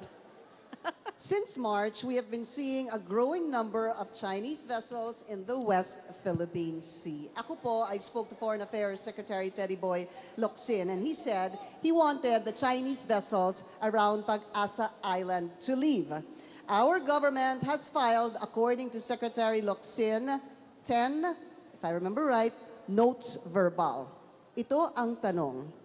Does the Philippine government have full control of the West Philippine Sea? Nery Colmenares, you have a minute to answer this question. Walang kontrol ang gobyerno sa West Philippine Sea. Ang ating foreign policy is this. Pag tinindigan natin ang ating teritoryo sa West Philippine Sea, lulusubin tayo ng China. Ang tanong, totoo ba yan? Anong aral dyan? Ang Vietnam, ang Taiwan, ginigiit ang territorial integrity nila sa South China Sea. Hindi sila malusob-lusob ng China kasi alam ng China pag nilusob ang Vietnam at ang Taiwan, kakalabanin niya ang international community. Yan ang problema sa atin dito. Lumuluhod tayo sa China. Ang dapat na solusyon natin ay independent foreign policy. Igiit natin ang teritoryo natin sa West Philippine Sea habang tayo ay naghahanap ng peaceful resolution sa dispute. I-gather natin ang support ng international community para labanan ang China pag mangimasok siya. Si Xi Jinping, sinabi kay President Duterte, hindi ipapatupad ang international tribunal. President Duterte did not make any move. President Duterte did not only blink, he closed his eyes and fell asleep. Thank you, sir. Senator JV Ejercito, does the Philippine government have full control of the West Philippine Sea? Go ahead, sir. You have a minute.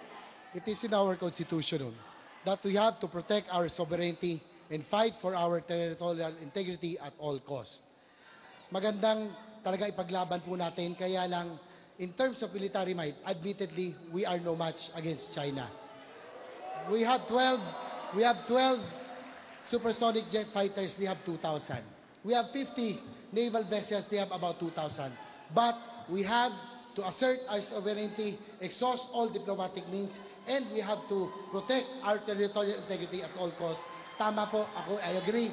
Sa international community, international organization, we are no match in China in terms of military might, but we have to assert our territorial integrity in the international organizations through diplomatic means. We're going to open up the discussion to the other candidates. Sir, Pero dyan lang po kayo. West Philippine Sea sa China. Kausap ko mismo ang mga mangingisda sa Masinloc, hindi na sila nakakapagpangisda doon. Wala na. Kinuha na nila at pinamigay ng ating pamahalaan. Kami po ay nagsampa ng isang kaso para sa mga mangingisda ng Palawan at Zambales kasi sa batas natin, hindi lang arbitral tribunal, pati yung mga batas natin, klarong-klaro atin ang West Philippine Sea dapat ipagtanggol ng ating pamahalaan. At hindi ko maintindihan kung bakit yung mga kandidato ng administrasyon ni isang salita, walang ginagawa, walang sinasabi. Salamat po, sir. Kong Gary Alejano. Alam nyo kung ang basihan ng pagtayo ng inyong karapatan ay laging nakatutok sa kung kaya mong depensahan ng sarili mo, then therefore lahat ng mamaliliit na mga bansa sa buong mundo, magpakaalila na lang kayo sa malalaking bansa. Hindi po yan. Meron kang armed forces at kung ikaw ay determinado, ang malalaking bansa ay hindi niya gagawin na apihin ikaw dahil they would attract to themselves war. So hindi po may kaparaanan na i-assert ating karapatan kahit hindi gera at hindi surrender. Okay, Sec Rafi Alunan, before we go to General Bato.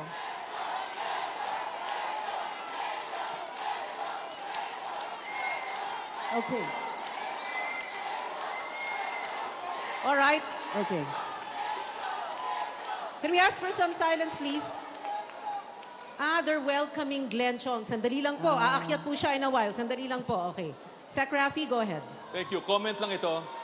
Because I'm very much involved in international relations bilang chairman ng Philippine Council for Foreign Relations. And I've been involved in track 2 dialogues helping the government. There are many ways of asserting our sovereignty. Military is one of them. There is also lawfare or diplomacy as well as academic forums where we can assert our sovereignty. You know, when we spoke to the Chinese to break the ice with President Ramos and Chito Santa Romana, we talked about human and ecological security. Yeah. Sir, I'm sorry. Time's up. Time's up. Next round na lang po. But before we ask General Bato to speak, we're going to welcome first our 11th candidate today. Former Congressman Glenn Chong, please join us on the stage, sir.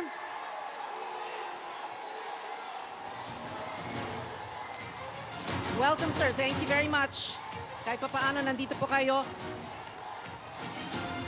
Okay. Congressman Glenn Chong, a two-term congressman from the province of Biliran. And he's joining us now. Maraming salamat po, sir, for being here. Welcome, sir. General Bato.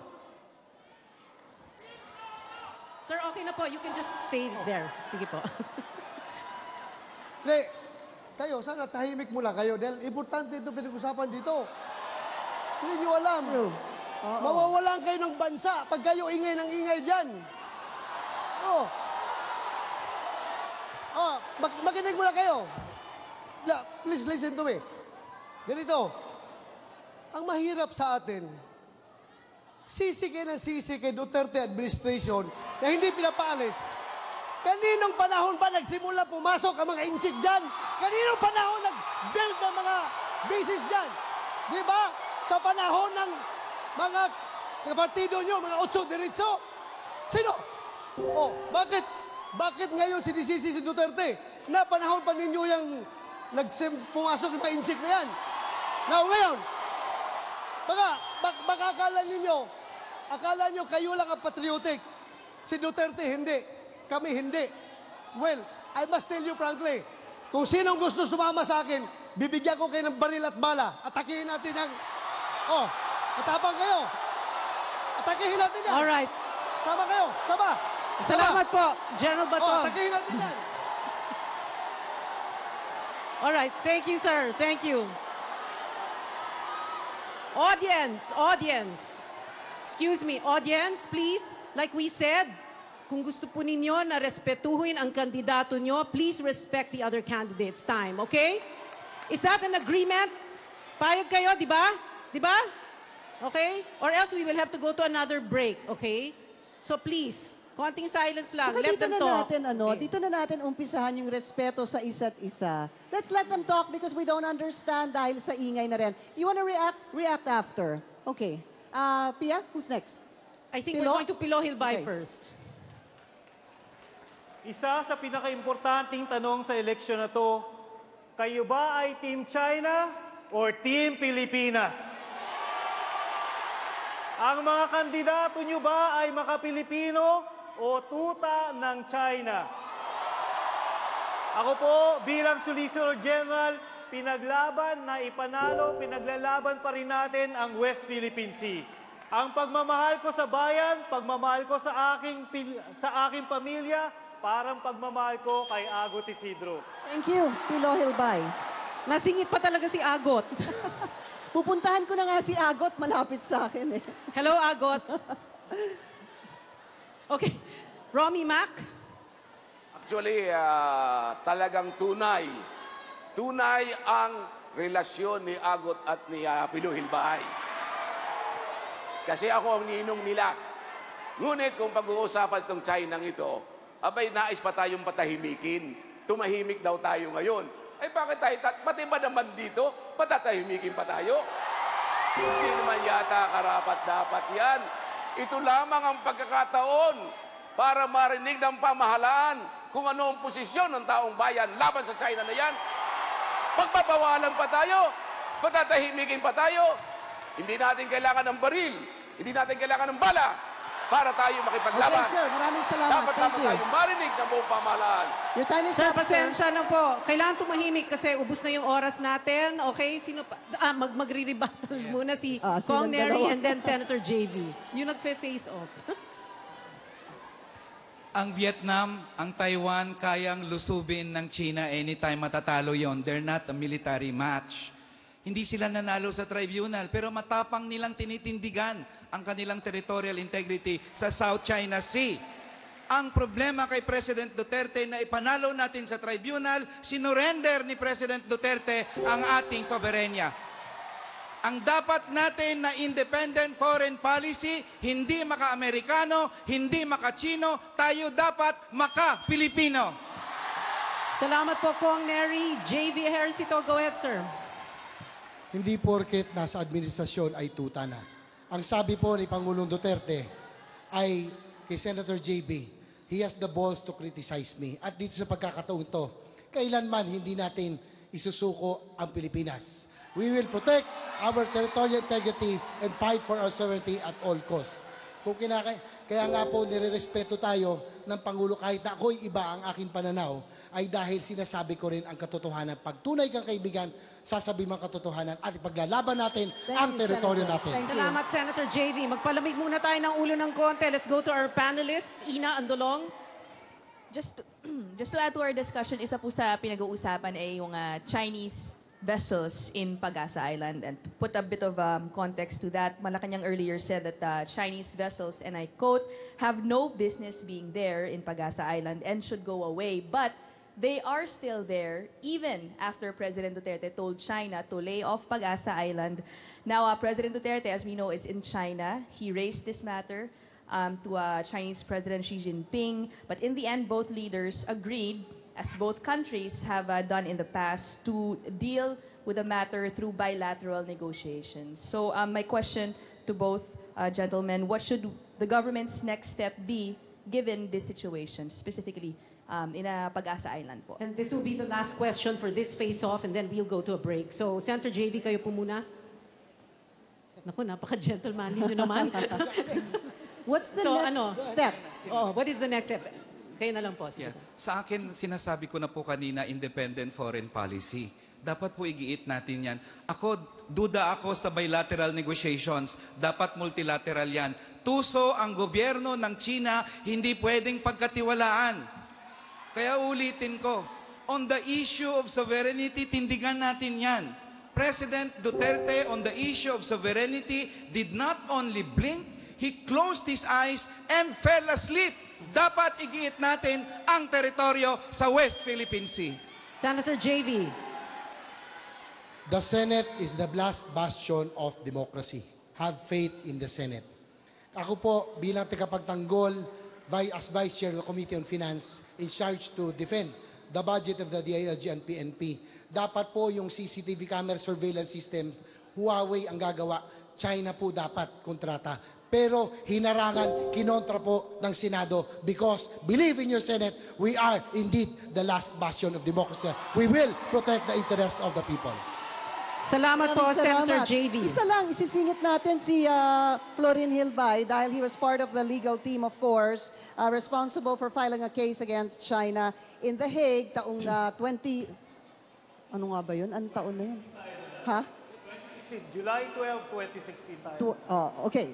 So, ano ho ba, sa inyong pananaw, ang dapat na susunod na hakbang? Hindi tayo pwedeng makahon sa isang bilateral negotiation. Dahil parang isang boxing match between two weight classes, kailangan natin ma-internationalize yung issue. Hindi pwede na hindi natin ginagamit yung ating panalo. Dahil yung ating panalo ang susi para magkaroon ng isang malakas na koalisyon ng iba't ibang mga bansa laban sa China. Salamat po, Pilo Hilbay. Thank you. We're gonna have break. We're gonna have to take another break. Of course, we're still live here at the Quadricentennial Pavilion at the University of Santo Tomas for our Senatorial Debate. We're live on Facebook at yung mga tanong niyo po sa Facebook ay natatanong din namin. When we return, we will talk again about China. China pa rin. And jobs, trabaho para sa Pilipino. We'll be right back. Stay with us.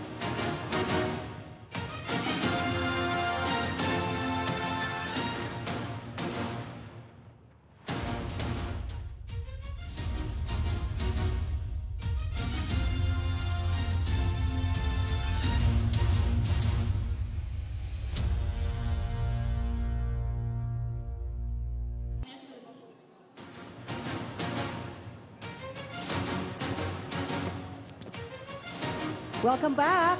This is the CNN Philippines Senatorial Debate ahead of the May 13 elections. We are live from the University of Santo Tomas here in Manila. I'm Pia Ontiveros. And I'm Pinky Webb. We're asking now our 11 senatorial candidates questions that matter most to the Filipino people. I'm gonna go, diretso na ako, Pia, para meron pa tayong time. No? Our next question is still on China.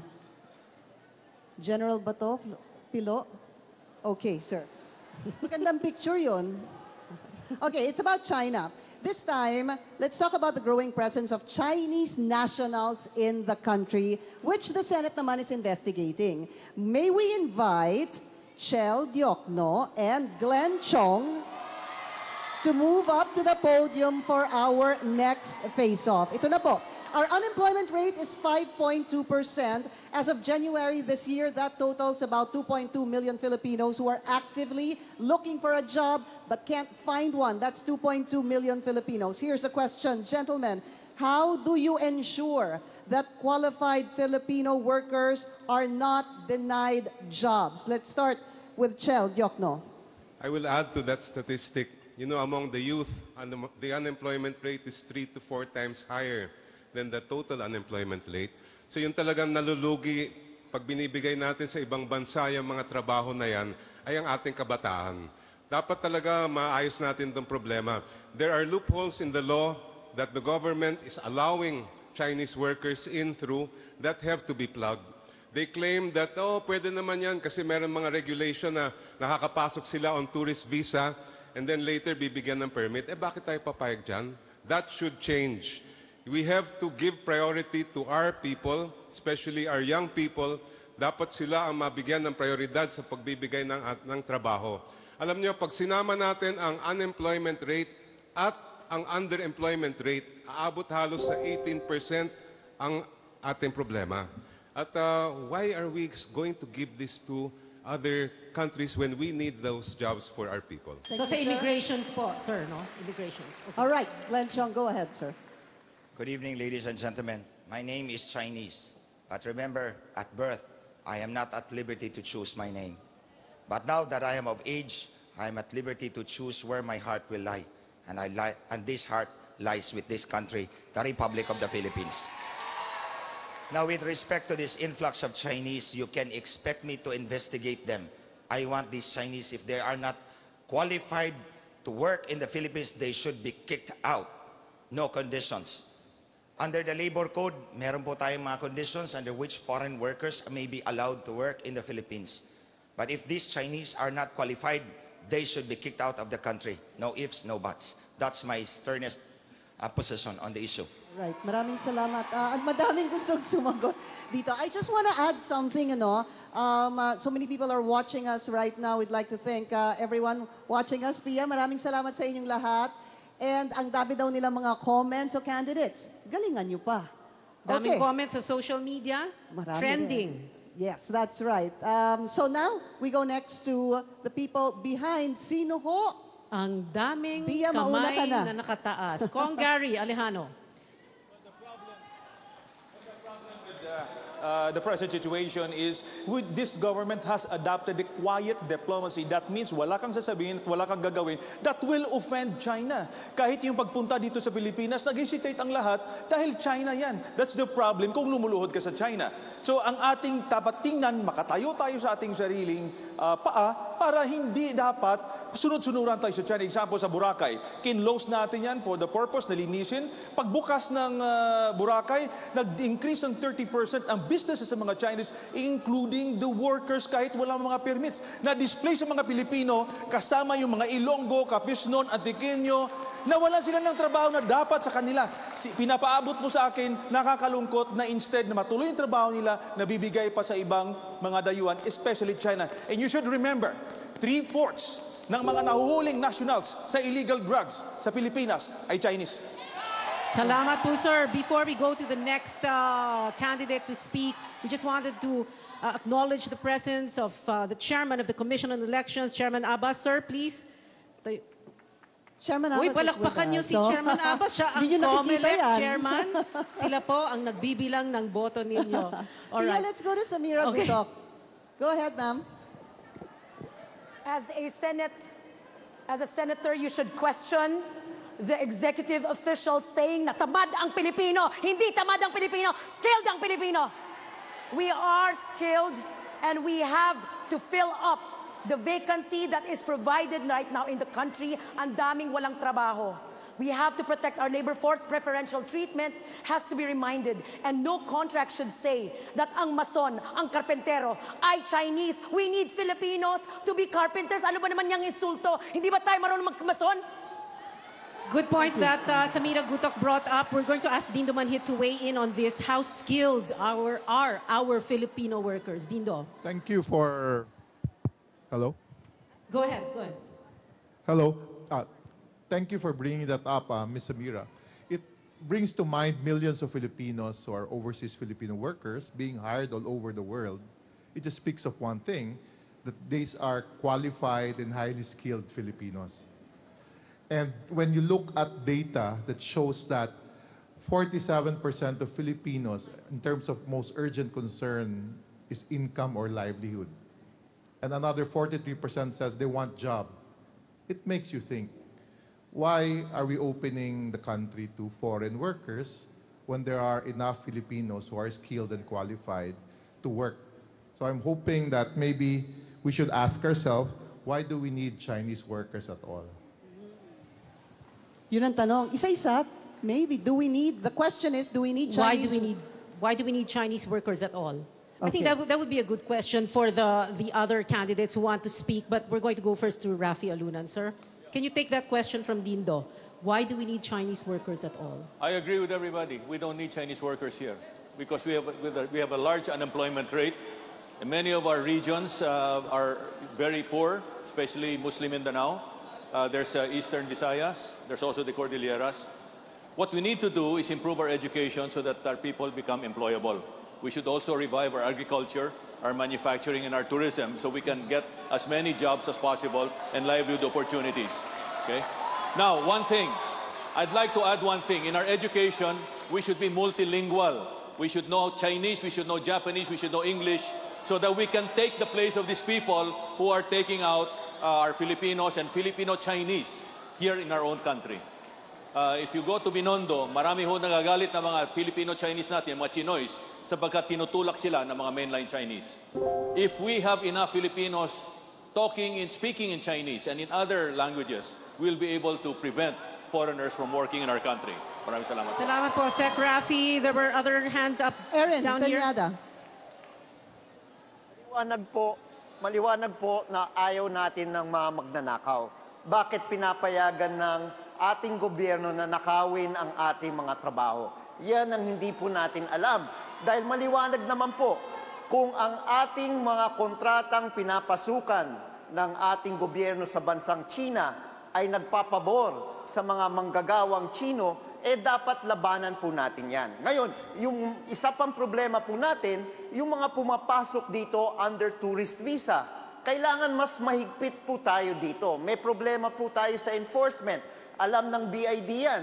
Kapag makapasok na yan, hindi nila matrace kung paano nila papaalisin itong mga Chinese nationals. Kaya kailangan mahigpit po ang visa, pagbibigay ng visa sa ating mga pumapasok na Chinese. Nandiyan rin po yung usapin ng DOLE. May problema rin po sa enforcement. So, importante po yan. Let's get Kong Glenn Chong to respond to that. Erin brought up that very important issue. Yung mga pumapasok na naka-tourist visa. Sir. Yes, we have to strengthen our immigration policies on the Chinese, on the influx of Chinese tourists. But we have to take into account also that there are legitimate Chinese tourists and they bring money into our economy. They give jobs to our people. What we have to strengthen is the enforcement of our immigration laws within the country. We have to weed them out when they have exceeded the terms of their stay in the Philippines. Can you be more specific in enforcement of immigration law? So how do you trace them? No? Papasok ng tourist visa, kung hindi talaga turista, paano natin malalaman? I think, ma'am, we have the existing infrastructure on immigration enforcement. We need to put in more funds for intelligence gathering and enforcement and remove them from the Philippines. Thank you. Kong Glenn Chong, Attorney Romy Mac. Ang ating pamahalaan ay nangako ng trabaho. Pero hindi para sa mga Pilipino. Iyon pala ay para sa mga Chino. Kaya yan ang problema ngayon sa ating bansa. Now the main question is, how do we resolve the influx of these Chinese tourists? Ang kailangan po, ihalal ninyo ang 8 diretso. At tiyak, hindi po mangyayari yan. Kami ang inyong ihalal. Dapat pa bang i-memorize yan? Salamat po, Ito na lang, last na dahil nga pinag-uusapan yung pagpasok ng illegal Chinese workers. Chel Yokno, how can we put a stop to this? Well, first, kikwentuhan ko kayo. Nung ako'y nagpunta sa Hong Kong, may nakausap akong Pinoy doon. Sabi niya, alam niyo, attorney, pumunta ako dito noon mga 15 years ago as isang OFW. Ngayon, talagang naswertehan tayo. Ako'y may isang construction business.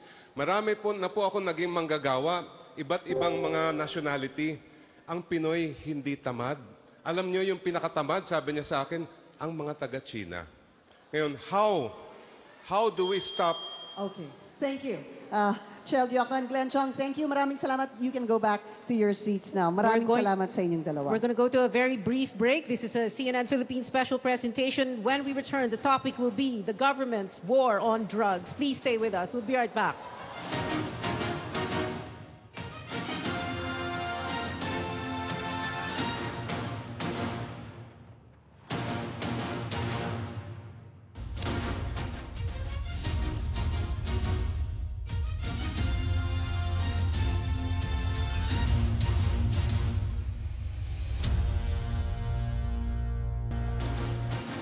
This is the CNN Philippines Senatorial Debate. Ang gusto lang naman talaga natin malaman, which among our senatorial aspirants are deserving to be in the 18th Congress. This debate will help us understand what the senatorial candidates can do for us, the Filipino people. And here's the thing, our future is in the hands of our public servants. And their political future naman is in ours when we cast our ballots on May 13.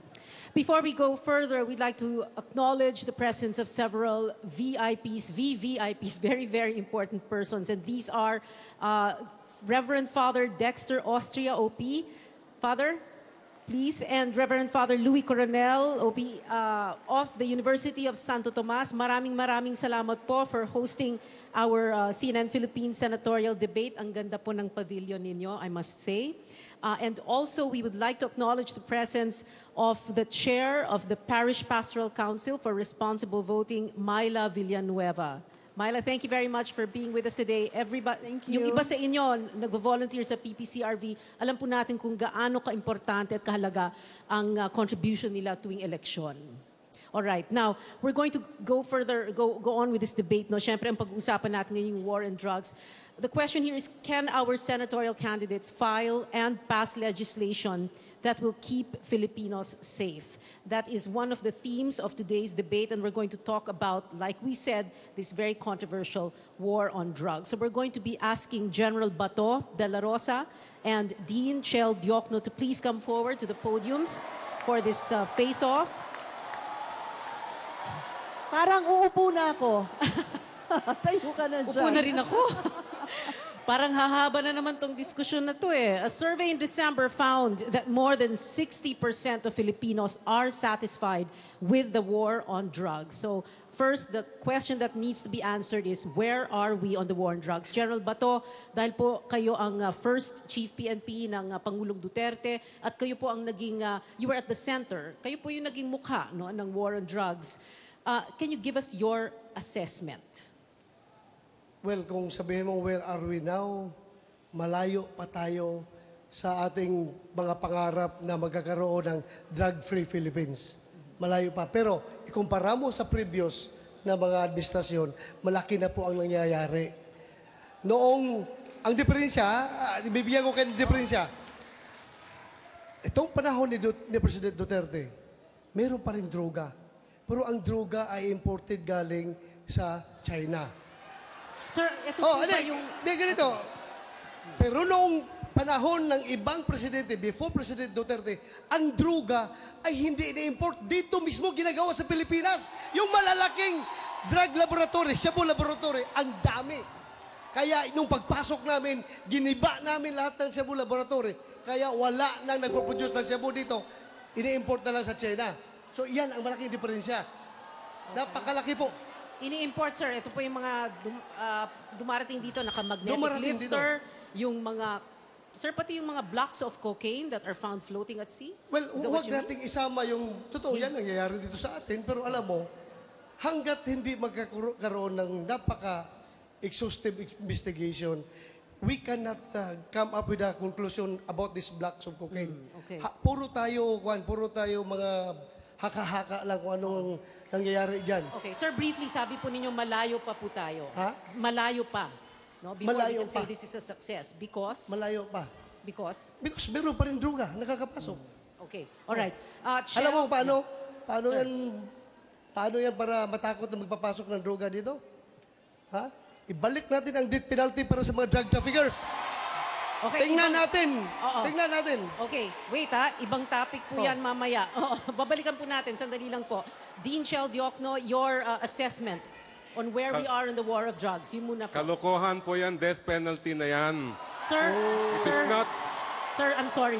We'll talk about the death penalty later po, but can we just focus first on the war on drugs? If we An want to assessment of stop where the it war is. on drugs, then we have to be sure and certain that those who are doing this get punished. The big problem is, ang tinitira nila ay puro mga maliliit na pusher. Ang tinitira nila puro mahihirap. Nasaan ang mga drug lord? Ito ang tanong ko.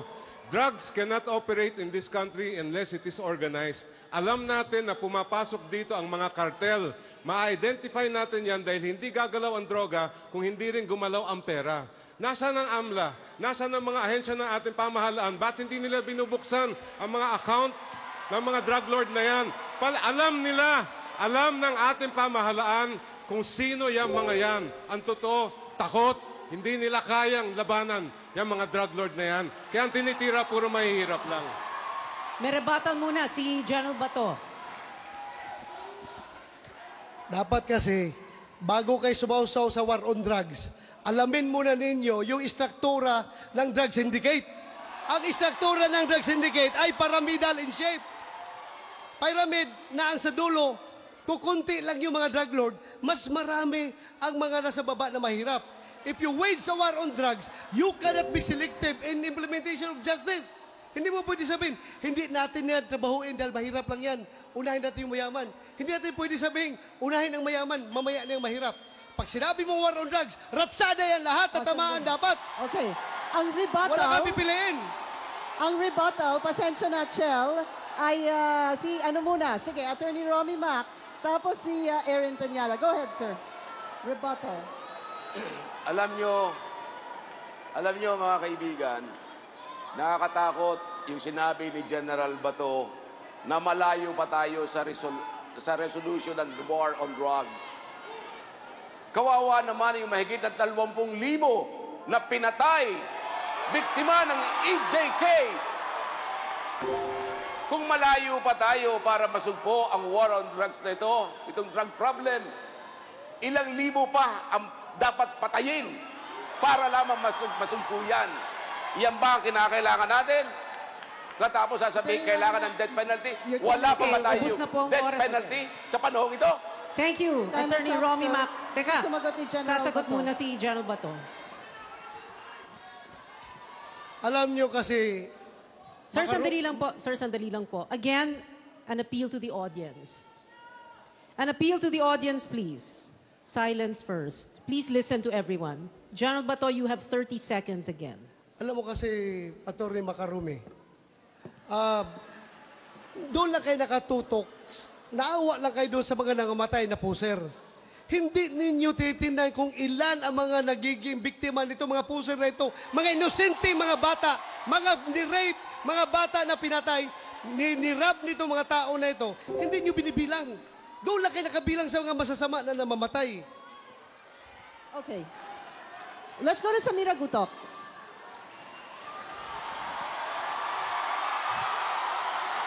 Ma'am.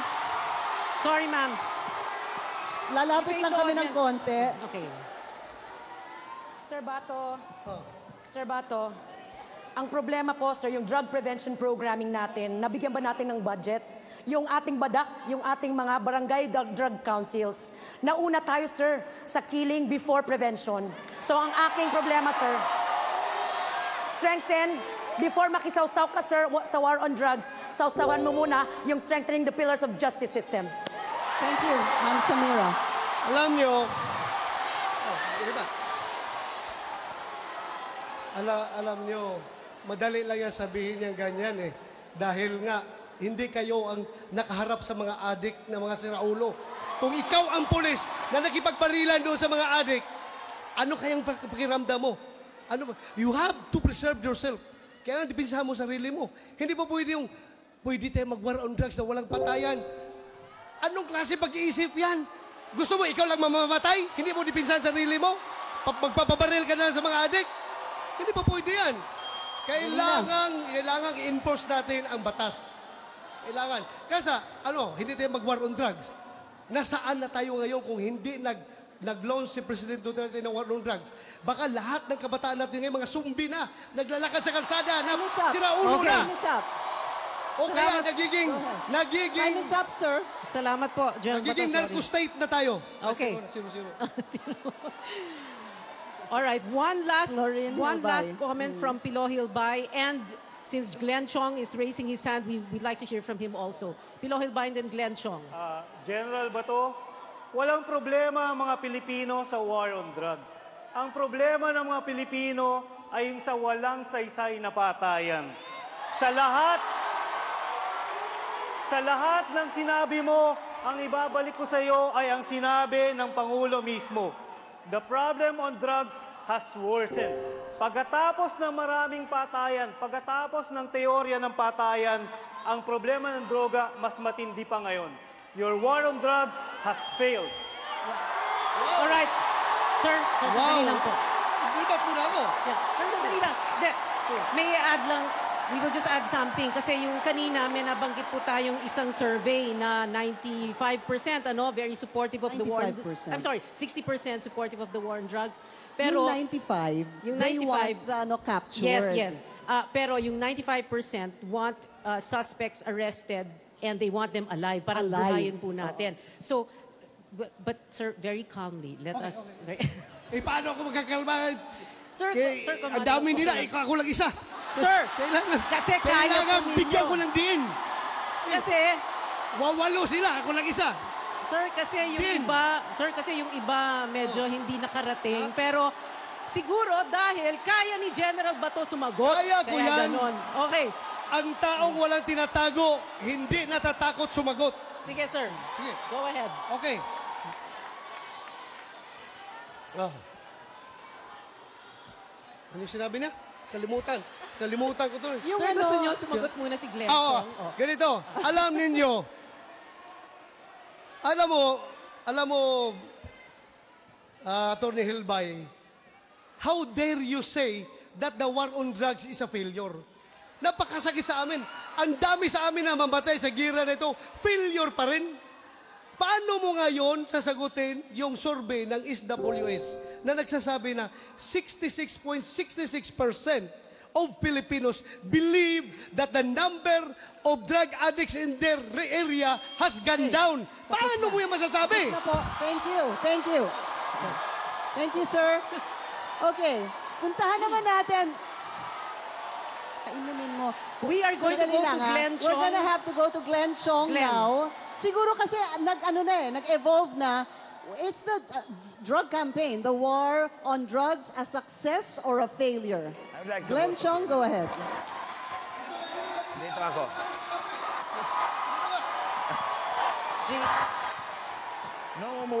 Nung umuwi po ako sa amin sa Cebu, sumakay po ako ng metered cab.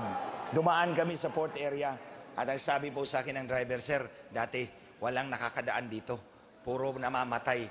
Dahil yung number 1 poser dito, pumapatay talaga ng hold up. Pero nung namatay po ang poser na yon, this neighborhood has become peaceful and silent. Kahit yung mga tao, nakakapaglakad na po sila. Kahit sa gabi. I'm just stating what I heard from first hand sa isang taxi driver. Time is up, Kasi sir. totoo yung sinabi ni General Bato. Glenn Chong, your time is up. But we're going to listen also to JV Ejercito. Senator JV. Sir, kasi hindi po kayo nag-iisa. Marami po kayong kasama. Okay. As I always say, believe in your Senate. The Senate as the last bastion will always protect human lives. Alam po ni General Bato nung kamakailan, nung isang taon, yung pong Oplan Double Barrel, dahil very controversial, ay tinanggal po ng Senado nung budget briefing. Kaya nga po ngayon, ang operation ng drugs ay bihira na yung talagang sinatawag ng EJK. Madalas kasi nasama na rin po ang media. So hindi po papayagan ng Senado ang ganon. Okay. May isa pa pong, sandali lang po, may isa pa pong kakampi si General Bato, si Rafi Alunan. Siya po naging DILG Secretary nung panahon ni FBR. Sir, go ahead. Ito lang po masasabi ko. Noong 1995, sinabihan ako ng Drug Enforcement Agency sa Amerika that we're watching the Philippines closely because narco-politics is setting in. If you don't stop it, you'll become a narco state. 2016, 2019, ang tanong namin during the past 3 years is, ano nangyari? At ang laki ng sunog. Why didn't we able to stop it? Why weren't we able to stop it? So, if you ask me, one of the ways of solving this problem, because it's still work in progress, reform the criminal justice system. Very, very important. Number 2, we have to make sure that our Internal Security Act is strengthened so that the criminal syndicates operating outside and in the Philippines are stopped. And is it going to help if we release a narco list? Will it help? Does it help? Releasing a narco list, does it help, sir? Very briefly. The release of a narco list, does it help, sir? Releasing the narco list depends on how well the information has been properly sifted by the intelligence services and if it's justiciable. Because it's very, very important for people to know that there's a threat out there, and if they make a mistake in the elections of voting the same drug lords, then we'll be in trouble. All right, thank you, sir. Ito na. Attorney Chel Diokno and Aaron Tanyada. Bahala na kayo. Who wants to go first? Nakakabahala po yung sinabi po ni General Bato. Sabi po niya, tatsulok po yung war on drugs. Kailangan walisin po yung nasa ilalim. Ang problema po dito, halos 25,000 na po ang death under investigation. Ano ba ang nangyayari po dito? Hindi po natin alam kung sino po ang pumapatay sa mga collateral damage na ito. So ito yung kailangan po natin tignan. Ito ang nagiging epekto ng war on drugs, yung mga death under investigation. Attorney Chell, go ahead. Si Kian De Los Santos ba ay drug pusher? Yung mga libo-libo na napatay, lahat ba yan ay drug pusher? Yung mga listahan na yan, hindi naman ang batayan yan ay ebidensya. Ang listahan na yan ang batayan yan ay hearsay. Kung talagang gusto natin maayos itong problema ng droga, ayusin natin yung ating sistema ng hustisya. Hindi pwede manggaling sa gatilyo ng baril ang hustisya. Kailangan manggagaling sa kamay ng ukom. There's no other solution. Okay. Okay. Attorney Chell, thank you. General Bato, one more. Please, go ahead, sir. Dapat, every time may magsasalita doon, magre-rebut din ako. Di ba? That's the rule, dapat. I have to rebut that. Yung Kian De Los Santos case, nasaan na ngayon pumatay? Di ba nakakulong na mga pulis na yon? Dahil hindi tinutolerate ng PNP yung mga siraulong pulis. Talagang kinasuhan, kinulong ang mga pulis na yan. Our internal cleansing program is ongoing. Kaya nga napansin nyo, maraming pulis ang nahuhuli ngayon dahil noon, pinapabayaan lang. Pero ngayon, meron tayong matinding internal cleansing program, kaya nahuhuli ang mga pulis na yan. Okay. General Bato, thank you very much. And Attorney Dean Chell, thank you. Diokno, thank you very much for this face-off. Sir, inom lang po kayo ng tubig sandali. While we go on a break, we need to go to a very brief break. This is the CNN Philippines Senatorial Debate. We've had a heated discussion, China, the war on drugs. We're going to talk next about the death penalty. The death penalty was brought up a while ago. That, after a short break, we'll be right back.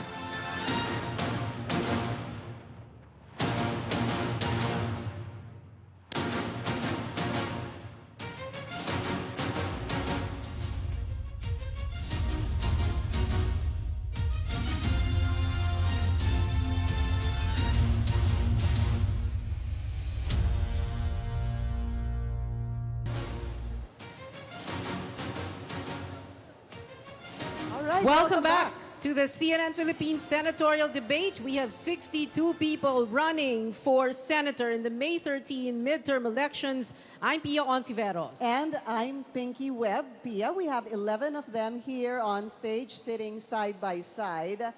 And later on, hindi na yan sitting side by side because we're going to talk about... They will stand side by side because the next topic is capital punishment, the death penalty. It's been 13 years since capital punishment was abolished. Candidates, hindi lang po ito a show of hands at hindi lang po ito yes or no. We will ask you to explain your vote. Please tell us if you are for the reimposition of the death penalty. Please come here to this podium where I'm standing. And if you are against the death penalty, please go to that other podium where Pinky will be. Candidates, please. For ito po yung for the death against penalty. The death penalty. For. Yes. Saan ka pupunta? Doon.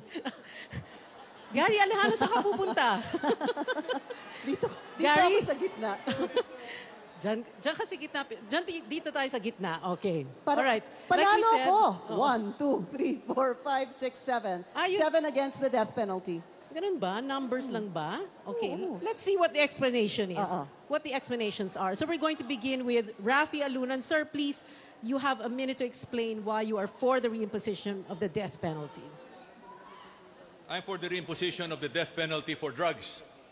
All right. But in addition to that, I'm also in favor of death penalty for other crimes against humanity, like, for example, terrorism, rape of the environment, murder, human trafficking, and of course, corruption. All of these are crimes against humanity. They are threats to our national security. We're the only country in Asia, I think, that doesn't have the death penalty. Criminals operate here freely, without any fear. So the death penalty must be reimposed, but at the same time, we have to reform the criminal justice system because swift justice plus the death penalty will prevent, for the most part, criminals from carrying out their crimes against humanity. Maraming salamat po. Thank you, Secretary Lunan. General Bato? Tapusin na natin yung mga Yeah, pro. oo, yung pro sige. muna. O Oo. gusto nyo salitan? Pro o muna. salitan daw. Salitan. O sige. Congressman Gary Alejano, you go. Pero Kong Gary, kanina nag-hesitate po kayo. Akala ko pupunta kayo dito. Hinawakan lang ako eh. Nire-recruit ako doon. Nire-recruit ka. Okay. Unang-una, hindi ako pabor ng death penalty kasi unang-una, hindi maayos ang justice system sa ating bansa. Ang mapapatay lamang ay mahihirap. Tingnan nyo yung mga batas natin ngayon. May kinukulong dahil nagnakaw, pero yung bilyon-bilyon nagnakaw, nakakalaya. So, ibig sabihin, papatayin mo lang ang mahihirap, pero itong mga mayayaman ay hindi mapapatay dahil sa justice system natin. Ngayon, tingnan natin, meron na tayong practically death penalty simula ng 2016 hanggang ngayon, libu-libong napatay. Natigil ba ang droga? Nadeter ba sila? Hindi. Kasi walang certainty na mahuli sila at ma-prosecute. Kaya nga po, hindi po ako pabor dyan dahil ang mahihirap lamang ang papatayin niyan. Thank you. Teka, kasi mas marami kayo eh. Okay, sige. Kong Neri muna. Attorney Romy Max. Sige po. Talagang may problema itong walang kamatayang death penalty na ito. Alam niyo, hindi kailangan ng death penalty. Ang kinakailangan natin ay proper implementation of the law. Hindi yung severity of punishment, kundi paano ini-implement ang ating batas sa ating bansa. Kung talagang madali ma-implement yan, walang problema. Nakita mo naman tayo, pag tayo pumupunta sa ibang bansa, sumusunod tayo sa batas. Pero bakit dito hindi sumusunod sa batas? Dahil mabagal ang ating hustisya sa ating bansa.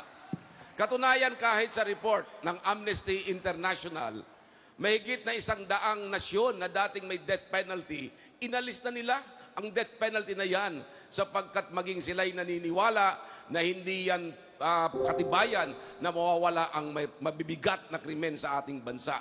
Kung ikaw ba'y ang mga salarin ba rito sa ating bansa ay nag-iisip man lang ng death penalty, hindi nila iniisip yan dahil mahina ang ating justice system. Thank you, sir. Attorney Romy Mac. Balik po tayo dito sa 4, the reimposition of the death penalty. General Bato de la Rosa. Sa akin, ang reimposition ng death penalty ay hindi para sa lahat. Ako, dito lang ako sa pinaka-urgent na issue na kailangan ma-address natin. Ito lang death penalty ko ay para lang sa mga drug traffickers. Dahil alam natin, sinasabi ni Gary Alejano, totoo yun. Ang nabibita yung mahirap lang dahil walang pambayad sa kaso. Pero dito tayo ngayon magkukonsentrate sa mga mayayaman. Ito yung mga tao na nagpapabaha ng shabu sa ating bansa. Ito yung mga tao na nagpapayaman at expense sa ating mga kabataan. Kaya nga sabi nila, Bato, dahan-dahan ka dyan sa yung death penalty dahil ma-turn off sa'yo yung church, lalo na yung Catholic Church dahil pro-life yan. Sabi ko, ako ay isang Katoliko. Hanggang mamatay ako, hindi ko magpapalit ng aking reliyon. Katoliko ako. Pero ngayon nakikita ko na we are now at the crossroads on making the right decision. Kung kaninong buhay ang dapat natin isasalba. Ito bang buhay na isang konbiktadong Chinese drug lord? O buhay ng libu-libong kabataang Pilipino na nasisira kinabukasan dahil sa illegal na droga? Pumili na tayo. Okay, Salamat next. po. General Bato. Bilbay. Go ahead, sir. Ang death penalty po ay isang maingay pero mababaw at walang kwentang sagot sa isang malalim na problema. Kahit 10 beses mong patawan ng death penalty ang drug lord, kung hindi mo naman inuhuli, kung hindi mo naman nahuhuli, walang kwenta ang death penalty mo. Ang solusyon po sa problema ng kriminalidad ay ang isang efficient, predictable and affordable na justice system. Para lang po yan yung mga driver dito sa Manila at sa Subic. Sa Manila, kung ano-ano po ang sistema ng pagdadrive. Pero pagdating natin sa Subic, takot na takot tayo dahil alam natin na mahuhuli tayo. Ganyan din po ang death penalty. It's the predictability of the punishment that deters the crime, not the severity of the penalty itself. Salamat po. Pilo Hilbay, thank you. O, isa pa. Congressman Samira Buto. Sige. Sir Bato, what death penalty are you talking about? You're already doing death penalty outside. Death penalty, namamatay yung tao sa labas. Riding in tandem, pumapatay ang mga tao. Recklessly, ma'am. Sorry, it's true. I don't know if you live in Mindanao and Makati and NCR. Namamatay po yung mga tao. Yes po. Totoo yan, namamatay sila. And you don't even have a surveillance by which you check if it's true yung data. na binibigay natin. No to death penalty because we know, Sir Bato, kaharap namin ang mga biktima. Humaharap po kami sa rehas. Humaharap kami sa mga pamilyang umiiyak. Wala kayong survivorship fund. Walang imbestiga sa mga pulis na guilty. You do not have zero investigation. No to death penalty. Thank you to Senator Gutok. Yeah, we'll we'll go to the get other side Glenn, now. Glenn Chong first, and then I think magre-rebuttal si General Bato, but Glenn Chong first. Go ahead, sir. We propose a death penalty that is only handed by the courts, not by any person outside of the judicial system. We propose a whole reform, a whole package of reforms in the justice system na mapabilis po ang paggulong ng hustisya upang maging epektibo po ang ating justice system. The death penalty is only an option for the state for the most incorrigible of criminals. That is why I reserve only my support for the death penalty only for plunder, ito mga magnanakaw na mga politiko. For election sabotage, ito magnanakaw ng ating mga boto. For heinous crimes committed by persons in authority and for drug trafficking. So ito po ang apat na crimes that I'm willing to support to give an option to the state for the most incorrigible of criminals. Yung wala na talagang pag-asa. Bakit tayo gagastos na pakainin at buhayin ang mga walang pag-asa at pagbigat lang sa bayan? Maraming salamat po. Salamat po, Congressman Glenn Chong. You're next. Tingnan po natin yung ebidensya. Nung meron tayong death penalty noon, bumababa ang crime rate for heinous crimes. 8 ang na-execute nung panahon nila Ramos at ni Erap, pero hindi bumaba ang crime rate. So hindi deterrent ang death penalty sa pagsasagawa ng mga krimen. At mismo, ang ating Korte Suprema, People versus Mateo, 2004, anong sinabi ng ating Korte Suprema? 70% ng nabigyan ng death penalty, nagkamali pala ang trial court. Nung panahon na yon, may 1,000 na nasa death row. Ang ibig sabihin, yung 700 dun sa 1,000, hindi pala dapat nabigyan ng death penalty. Isipin nyo, kung na-execute lahat yon, ay mali pala. Hindi pala eh. Dapat hindi pala sila nabigyan ng death sentence. Mababawi pa ba natin ang buhay nila? Hindi na po. Sa aming pag-aaral, ang talagang natatamaan at nagdudusa sa death penalty ang mahihirap. Attorney Chell, thank you. Congressman Nery Colmenares, sir. You're next. Ang isang problema po sa aming mga kasamaan sa Kongreso, ang solusyon nila palagi sa problema, penalty trap, katulad ng death penalty. Ang problema, hindi naman swift and sure ang justice system kasi. Ang solusyon, swift and sure ang justice system. Na kahit 5 taon, 10 taon lang yung kulong mo, pero sigurado ka, 99% makukulong ka, yan ang tunay na deterrence.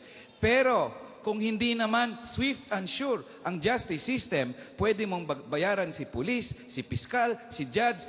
Minsan, ma-appoint ka pang advisor ng presidente. Ang drug lord ay tuloy ang droga. Yun po ang problema. Kaya ang solusyon, Mr. President, economic dapat ang solusyon. Iangat ang buhay ng mamamayan para wala nang mag-i-involve sa drug pushing at lalabanan natin ang drug lord. Huwag doon sa addict, doon sa drug lord. Sir. Maraming salamat po. Senator J.V. Ejercito. At present, the Philippines has become the hub for international drug trade because of two things. One, our coastline is vast. We have 7,100 islands. Mahirap po bantayan ang ating pong coastline. Pangalawa, we are only one of 2 countries in Asia that repealed death penalty. Kung kaya't ako po ay reconsider death penalty only for high-level drug trafficking until mag-normalize ang ating pong sitwasyon. Nung nandun po si General Bato, naalala ko, siya po ang head ng Bucor, may isa pong revelation, ang isang Chinese drug trafficker. Kaya daw sila hindi natatakot dahil walang death penalty sa Pilipinas. Kung meron ka cellphone, pwede ka pang magnegosyo. Buti na lang ng panahon niya, binan niya na ang cellphone.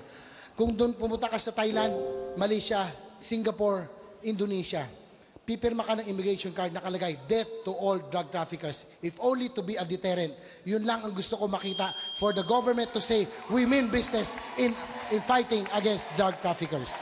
Salamat, Senator J.B. Ejercito. 7 of our candidates tonight are not for the reimposition of the death penalty. We still have... Erin pa pala. Yeah, we still Sorry. have Erin Tanyada. Okay. Erin, go ahead. Hindi mo na ako pinapansin, ha? Sorry? I'm so sorry. Hindi, Ako tapos ka na. Again, paulit-ulit lang po tayo dito eh. Yung certainty of arrest, certainty of judicial prosecution, certainty of punishment ang kailangan. Ang problema po, ang nagiging patakaran po, ang tinitignan po ng ating mga kapulisan ay yung arrest aspect lamang. Pagkatapos pag sinampa yung kaso, hindi na po sila nagpa-participate, no? Merong problema sa chain of custody of evidence. Kaya nadi-dismiss yung mga kaso. Ito yung mga nagiging problema po natin. Pangatlo, importante po, merong mga international commitments po tayo na tayo po ay pumirma. Kailangan i-uphold rin po natin yan. Pang-apat po, maliwanag rin po, tignan rin po natin yung problema ng ating Public Attorney's Office. Sa dami po ng kaso hinahawakan po nila, kung merong inosente na hindi makakuha ng tamang representasyon, sila po ay pwedeng patayin. Kaya ito yung problema po natin. Thank you. Salamat po, Kong Erin Tanyada. Let's have all the candidates take your seats first. Relax ng konti because we need to take a very brief break. This is the CNN Philippines Senatorial Debate.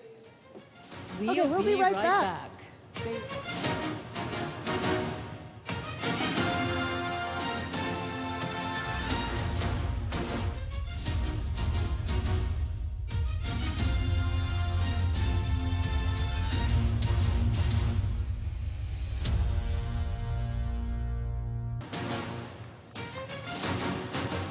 Welcome back, everyone. We are here today because we believe that a political debate is a very important tool for a working democracy.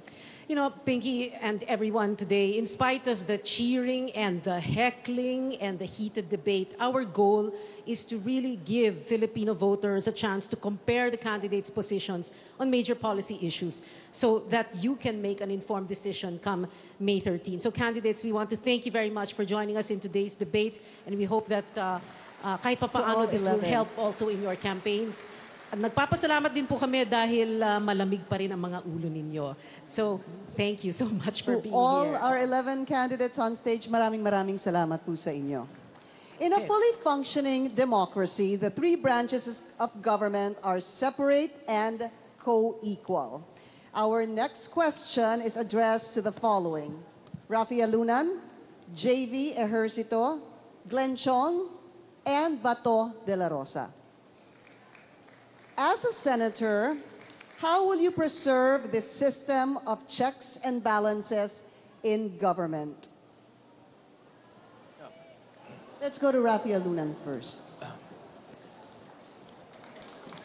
It's very simple. In the Senate, I will exercise legislative oversight. I will look at the performance of the executive branch and determine whether they're properly implementing the laws that we passed.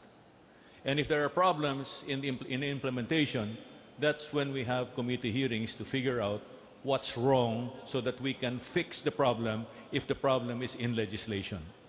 If the problem is in the executive branch, then we will have to lean on the executive branch to do much better. Thank you, sir. Senator J.V. Ejercito, you're next.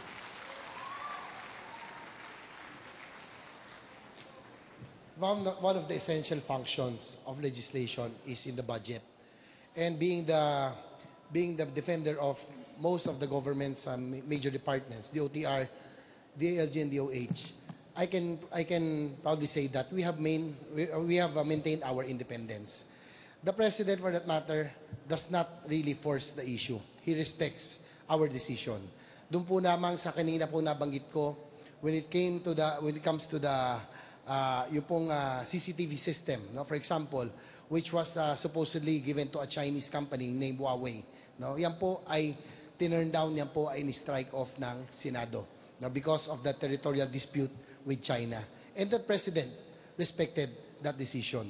Yung pong kanina nabanggit ko rin po, doon po sa controversial plan double barrel, tinanggap din po ni General Bato nung siya po ay Chief PNP, niya na yan po ay tinanggal din po ng Senado. So we will always maintain our independence being the last bastion of democracy. Thank you, sir. Glenn Chong, you're next. How will you preserve this system of checks and balances in government? Sa akin pong pangangamba araw-araw, palagi ko pong sinasabi, hindi ako hihingi ng tulong sa mga malalaking negosyo at malalaking politiko.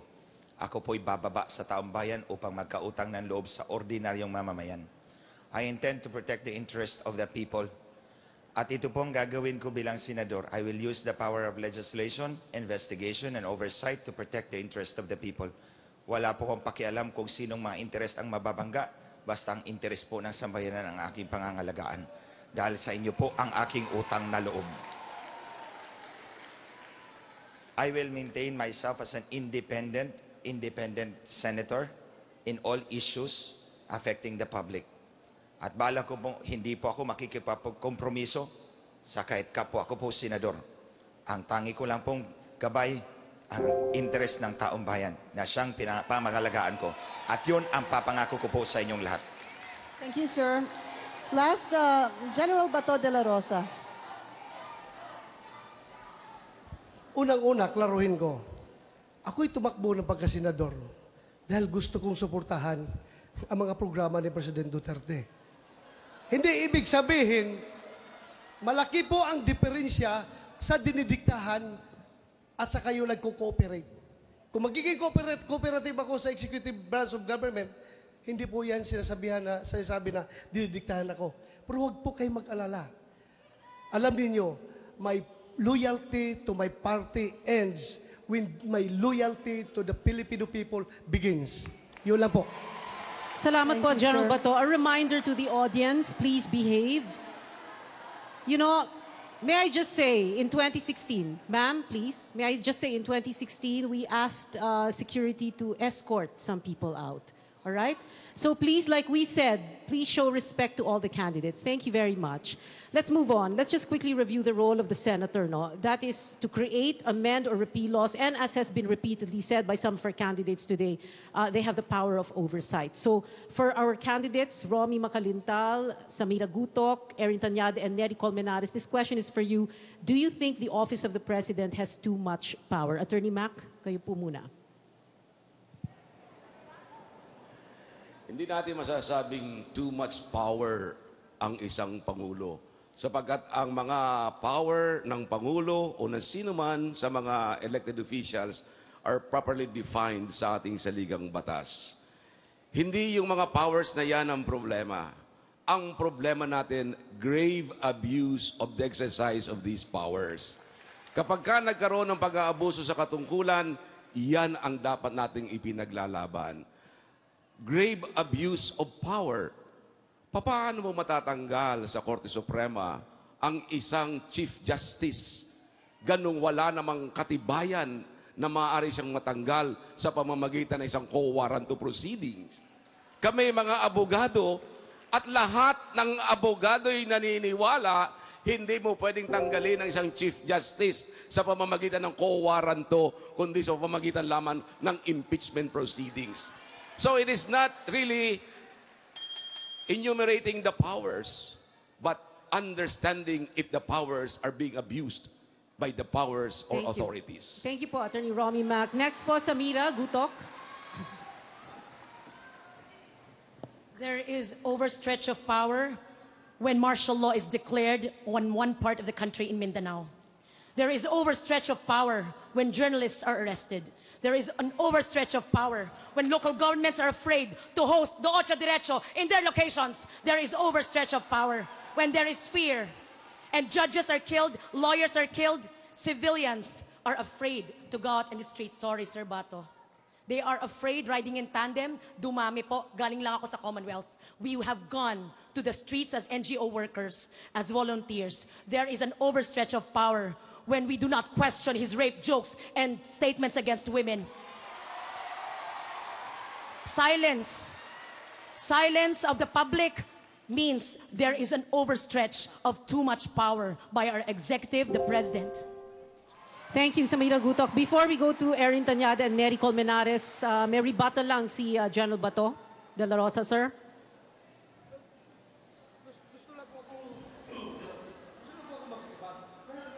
parang kasalungatan yung sinasabi ni Samira sinasabi sa ordinaryong tao doon sa baba pag nakausap ko.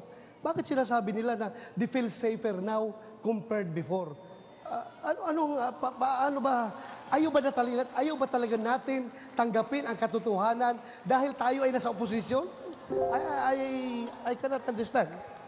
A brief counter, and then we go to Erin and Neri. Sir Bato, Sir, sandali lang po.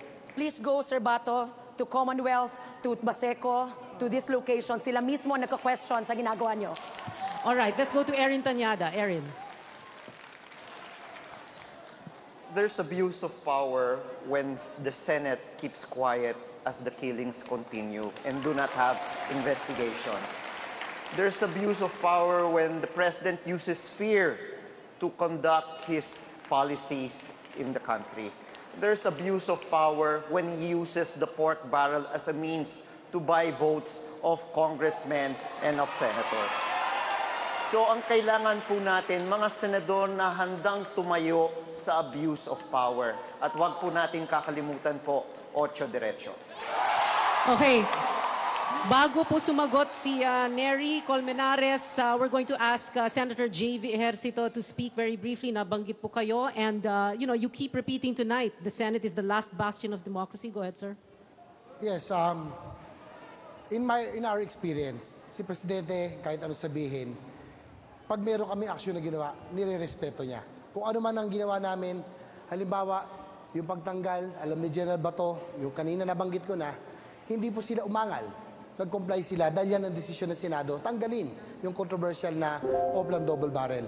Pangalawa, doon po sa controversial na pork barrel, ang Pangulo po ang nagtanggal nung dinagdag na pork barrel. Thank you. Senator J.V. Neri Colmenares, sir, the question for you is, does the Office of the President have too much power? Sa ilalim po ng konstitusyon natin, napaka-powerful ang isang presidential system, ang presidente. Kaya the more reason po na dapat independent ang Senado, checks and balance ang function. Kaya hindi po ako pareho ng aking mga kasamaan sa Kongreso na lumilipat sa partido ng bagong presidente. Dahil pag lumilipat ka sa partido ng bagong presidente, nako-compromise mo ang checks and balance function ng Kongreso. Kaya the more reason ngayon na igiit natin yan. Ang Senado po hindi dapat sunod-sunuran. Nasa krisis ang ating lipunan. May krisis sa tubig, may krisis sa kuryente, may krisis sa mataas na presyo ng bilihin. Huwag dapat nating iboto yung mga senador na kumakampi doon sa paggawa ng krisis, kundi mga senador na susolusyon sa krisis, mga independent senators doon sa Senado. Alright. Pero Kong Neri, kasi yung lipatan sa partido ng Pangulo, nangyayari naman po yun every presidential election. Wala namang exception yun, hindi po ba? In fact, yun ang i-insist natin. Ang sabi nga sa akin ng kaibigan ko, Neri, bakit lahat na lang ng Pangulo may punaka? Sabi ko, lahat ba ng Pangulo 100% walang mali? Ay, hindi naman. May mga mali sila. So, dapat batikusin ng kung sino man yung mali nila because that is the function of a legislature. Hindi ka dapat lumilipat at lumuhod doon sa partido ng presidente at makokompromise mo na ang independence ng inyong pagiging legislature. Salamat po. Thank you, sir. Senator JV, would you like to respond to that? Kasi sinasabi niya, ang Senado hindi dapat sunod-sunuran sa Pangulo. Being an incumbent senator. Although we support, we want the President to support because he was given the mandate. I support him because of his infrastructure development, because I believe that will bring real jobs and inclusive growth to our country. Pero nire-respeto niya kapag kami ay pumupuna. Sinabi nga niya, I have the balls. Si Senator Jim has the balls to criticize me. At mas gusto ko na napapakinggan siya kaysa doon sa yes ng yes na binobola lang ako. Right. We have to take a break. That's right. The CNN Philippines Senatorial Debate will be right back. We're heading into the final stretch. We'll be right back. Stay with us.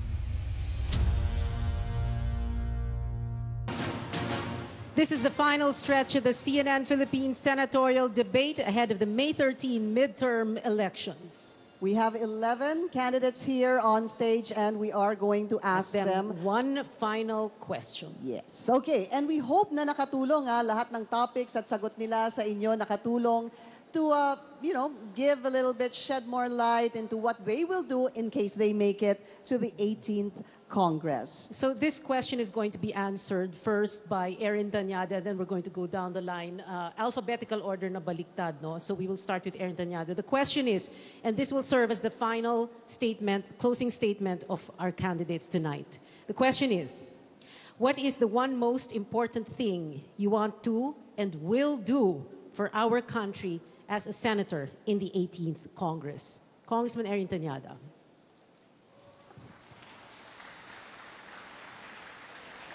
Maraming salamat po. Alam po natin ang araw ng halalan ay isang araw kung saan pantay-pantay po ang mga mahihirap, mga mayayaman. Ang kailangan po natin hanapan ng solusyon ng ating bayan. Solusyon sa kahirapan. Ang kahirapan po ay makikita po natin sa ating mga magsasaka, mangingisda, manggagawa. Kailangan po natin taasin ang kanilang kinikita. Alam naman po natin ang mga magsasaka ang pinakamahirap na trabaho sa ating bansa. Sila na nga ang nagpapakain po sa atin. Pero sila rin po ang pinakamaliit na kinikita dito sa ating lipunan. Ganon din ang ating mga mangingisda. Kailangan hanapan po ng solution. Unang-una, sa coconut farmers, kailangan ipasa na po ang paggamit ng Coco Levy funds. Sa usapin po ng mga magsasaka sa palay, alam naman po natin, bumabagsak po ang presyo ng palay. Kailangan tanggalin po ang rice tarification. Kung gagawin po natin yan, kikita po ang ating mga magsasaka, magaganda po ang kanilang kabuhayan. Erin Tanyada po, number 59 sa balota. Thank you, Kong Erin Tanyada. Attorney Romy Macalintal, sir. Mga kaibigan, mga kababayan, alam po naman ninyo na malapit na ang halalan. Narinig ninyo ang aming mga posisyon sa iba't iba mga issues. Siyempre naman ang aking plataforma para sa ating mga senior citizens, mga discount social pension na dapat matanggap nila. 30% na discount pagdating ninyo ng 70 years old, 40% na discount sa mga gamot pagdating ng 80 years old, at 50% na discount pagdating ninyo ng 90 years old pataas. Senatorial law, 100,000 every year, dapat itaas yan. Dapat 200,000 pesos every year, kayang-kaya yan, sapagkat ilan lang ba naman ang darating ng 100 years old para may nag-aalaga kay lolo at kay lola ninyo. At tanda ninyo, tatanda at lilipas din ako. Ngunit may mga batas akong gagawin para sa inyo doon sa Senado. Romy Macalintal, number 41 sa balota. Salamat po, Attorney Romy Macalintal. Up next, Pilo Hilbay. Magandang gabi po sa inyo. Ang ating bayan ay maharap sa isang krisis ng konsensya. Ang mga magnanakaw, nakabalik na. Ang mga sinungaling, pumapayagpag. Ang halaga ng buhay ay bumagsak na po. Uso na po maging traidor sa ating bayan. Ako po, si Pilo Hilbay, isang ordinaryong mamamayan. Ang aking pangarap, good governance. As a senator, I will show everyone that good governance is not an impossible dream. Thank you and good evening. Thank you, sir. Ma'am Samira Gutok, go ahead. Ang biktima ng tokhang, ina, bata. Ang biktima ng train law, ina, bata. Ang biktima ng martial law, ina, bata. Because the conflicts, victims are women and families. Samira Gutok po ay tumitindig para sa mga taong walang boses, hindi makakarating sa Manila, walang mikropono. Kailangan tutukan ang mga kababaihan na binabastos, ang mga batang ginagawang orphans. No survivorship funds, ma'ams. You say no survivorship funds, hindi linagay, tinokang pinatay, wala namang survivorship funds. Prevention of crime is the program, DILG is the programming. It's not the PNP's job to kill people. It is to protect the people, and that is the job of Samira Gutok. Samira Gutok, thank you. And next, Senator J.V. Ejercito.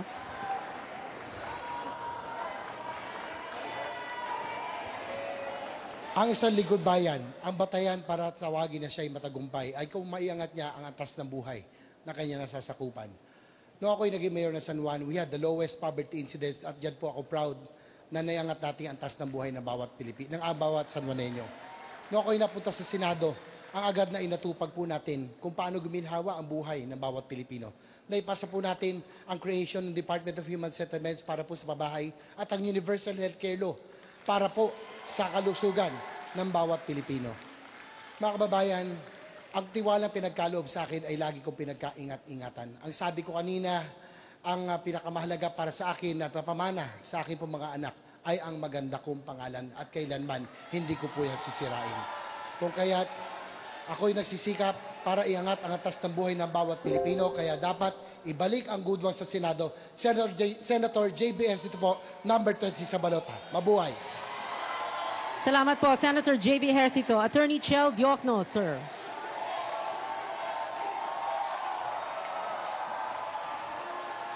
Saan patungo ang ating bayan? Anong klaseng kinabukasan ang ibibigay natin sa ating mga kabataan, sa ating mga anak? Anong hinahanap ng mga katutubo? Anong hinahanap ng mga manggagawa, mga mangingisda, mga pangkaraniwang Pilipino? Totoo, naghahanap tayo ng pagkain at trabaho, pero kailangan din natin ng kalayaan at lalong-lalo na ng katarungan. Pero hindi pinag-uusapan ng mga politiko ang katarungan. Panahon na po ngayon na isulong natin ang tunay na katarungan. Hindi natin malulutas ang problema ng kriminalidad, ng korupsyon. Hindi natin maiaangat ang buhay ng Pilipino kung ganitong baluktot at ganitong kabulok ang sistema ng hustisya sa ating bayan. Kaya po, sana sama-sama natin ipaglaban ito, sama-sama tayo maging boses ng katarungan. Chel Diokno po, number 25 sa balota. Salamat po, Attorney Chel Diokno. General Bato de la Rosa, sir.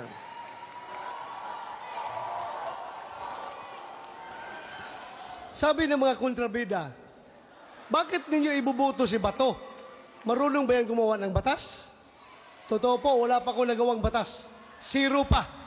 Kumpara mo ako kay Senator J.B. Ejercito, may nagawa na siya na 400 na batas. Si Bato, zero pa. Pero, hindi ko na po mabibilang kung ilang batas na ang naipapatupad ko sa loob ng 32 years kong paninilbihan bilang alagad ng batas. Kaya ito pong aking karanasan bilang isang pulis, magagamit ko po ito sa pagpanday ng magagandang batas patungo sa law and order, lalong-lalo na sa problema ng illegal na droga. Kaya kung kayo'y naghahanap ng 24 oras na serbisyo, 24 oras na proteksyon, 24 oras na pagmamahal, o kaya 24 karat na bato, pinakamakintab, hanapin sa baluta, numero 24, De La Rosa Bato, sa Senado. Salamat po, General Bato. Thank you, sir. Up next, Nery Colmenares. Nothing is going right in our country today. We are lurching from crisis to crisis. Krisis sa tubig, krisis sa kuryente, brownouts, mataas ang presyo ng bilihin, mababa ang sahod. So hindi lang po plataforma ang kailangan natin dito, kundi mga senador na nangangalampag.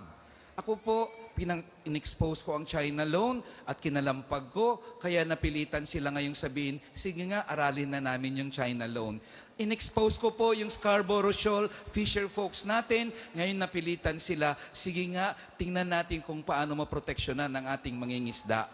Nilabanan ko po ang Manila Water, kaya ngayon may fine na ang Manila Water, sabi ng MWSS. Kailangan po natin ng senador na mapaglaban at ipaglaban kayo.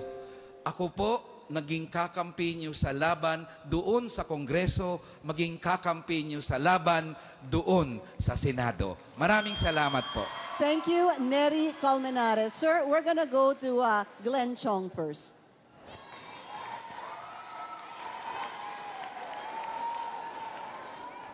Ang kapangyarihang mabago ang takbo ng ating buhay ay nakasalalay sa ating mga kamay. Kapag tama ang ating pagpili, makakaupo ang mga tamang lingkod bayan at ang biyaya ay dadaloy sa publiko. Kapag nagkamali tayo, lahat tayo sabay-sabay magdusa, pero may 3 taon tayo para bawiin ito. Pero kung ang ating halalan ay binibenta na parang isda o karne sa palengke ng sindikatong Comelec at Smartmatic, wala tayong kalaban-laban. Kaya po ang unang gagawin ko mga kababayan ay patalsikin ang Smartmatic, palitan ng panibagong election system upang ang kapangyarihan ay manatili sa kamay ng taong bayan at hindi muli nanakawin ng sindikatong ito. Sinasabi kong sindikato ito dahil noong 2014, inalok na po ako. Tumahimik ka, papanalunin ka namin. Pero pinili kong lumaban para sa bayan, para sa kinabukasan nating lahat. Glenn Chong po, 21 sa balota. Salamat po, Kong Glenn Chong. Sayang hindi po kandidato si Comelec Chairman Abbas kaya hindi siya pwedeng mag-rebuttal. But we'll go on to Secretary Raffy Alunan, sir. The question is, what will I do when I get to the Senate? I will uphold the national interest and I will fight for the interest of the Filipino people. Ito po ang aking pledge, itong aking commitment sapagkat nagawa ko na yan nung naglingkod ako sa bayan from 1989 to 1996. And after that, I did the same when I was in the Army Reserves as well as in the private sector where I chose issues as well as programs that serve the Filipino people. Ito ang aking simbolo po, national unity, because we are Team Philippines. No matter how different we are in terms of outlook, we are still united as one people, by blood, under one God, one country, one flag, one Philippines. Never forget that. And when this election is over, we should all come together again as one people so that we can push our country forward and work for the interests of the country and the Filipino people who've been waiting for us to solve their problems. Thank you po. Salamat po, Secretary Raffy Alunan. And finally, Congressman Gary Alejano. Ako po ay tumatakbo pagka-senador dahil hindi ko po matanggap ang pagkompromiso ng ating gobyerno sa ating soberenya at territorial integrity. Ang lupa na ipinaglaban ng ating mga ninuno, ipinagbuhisan ng buhay, pawis sa dugo, ay tila bang dahan-dahan sinasakop ng China. Kaya nga po, samahan niyo po akong isulong ang Department of Maritime and Oceanic Affairs at iba pang mga batas upang mapangalagaan ang ating karagatan, teritoryo at likas na yaman.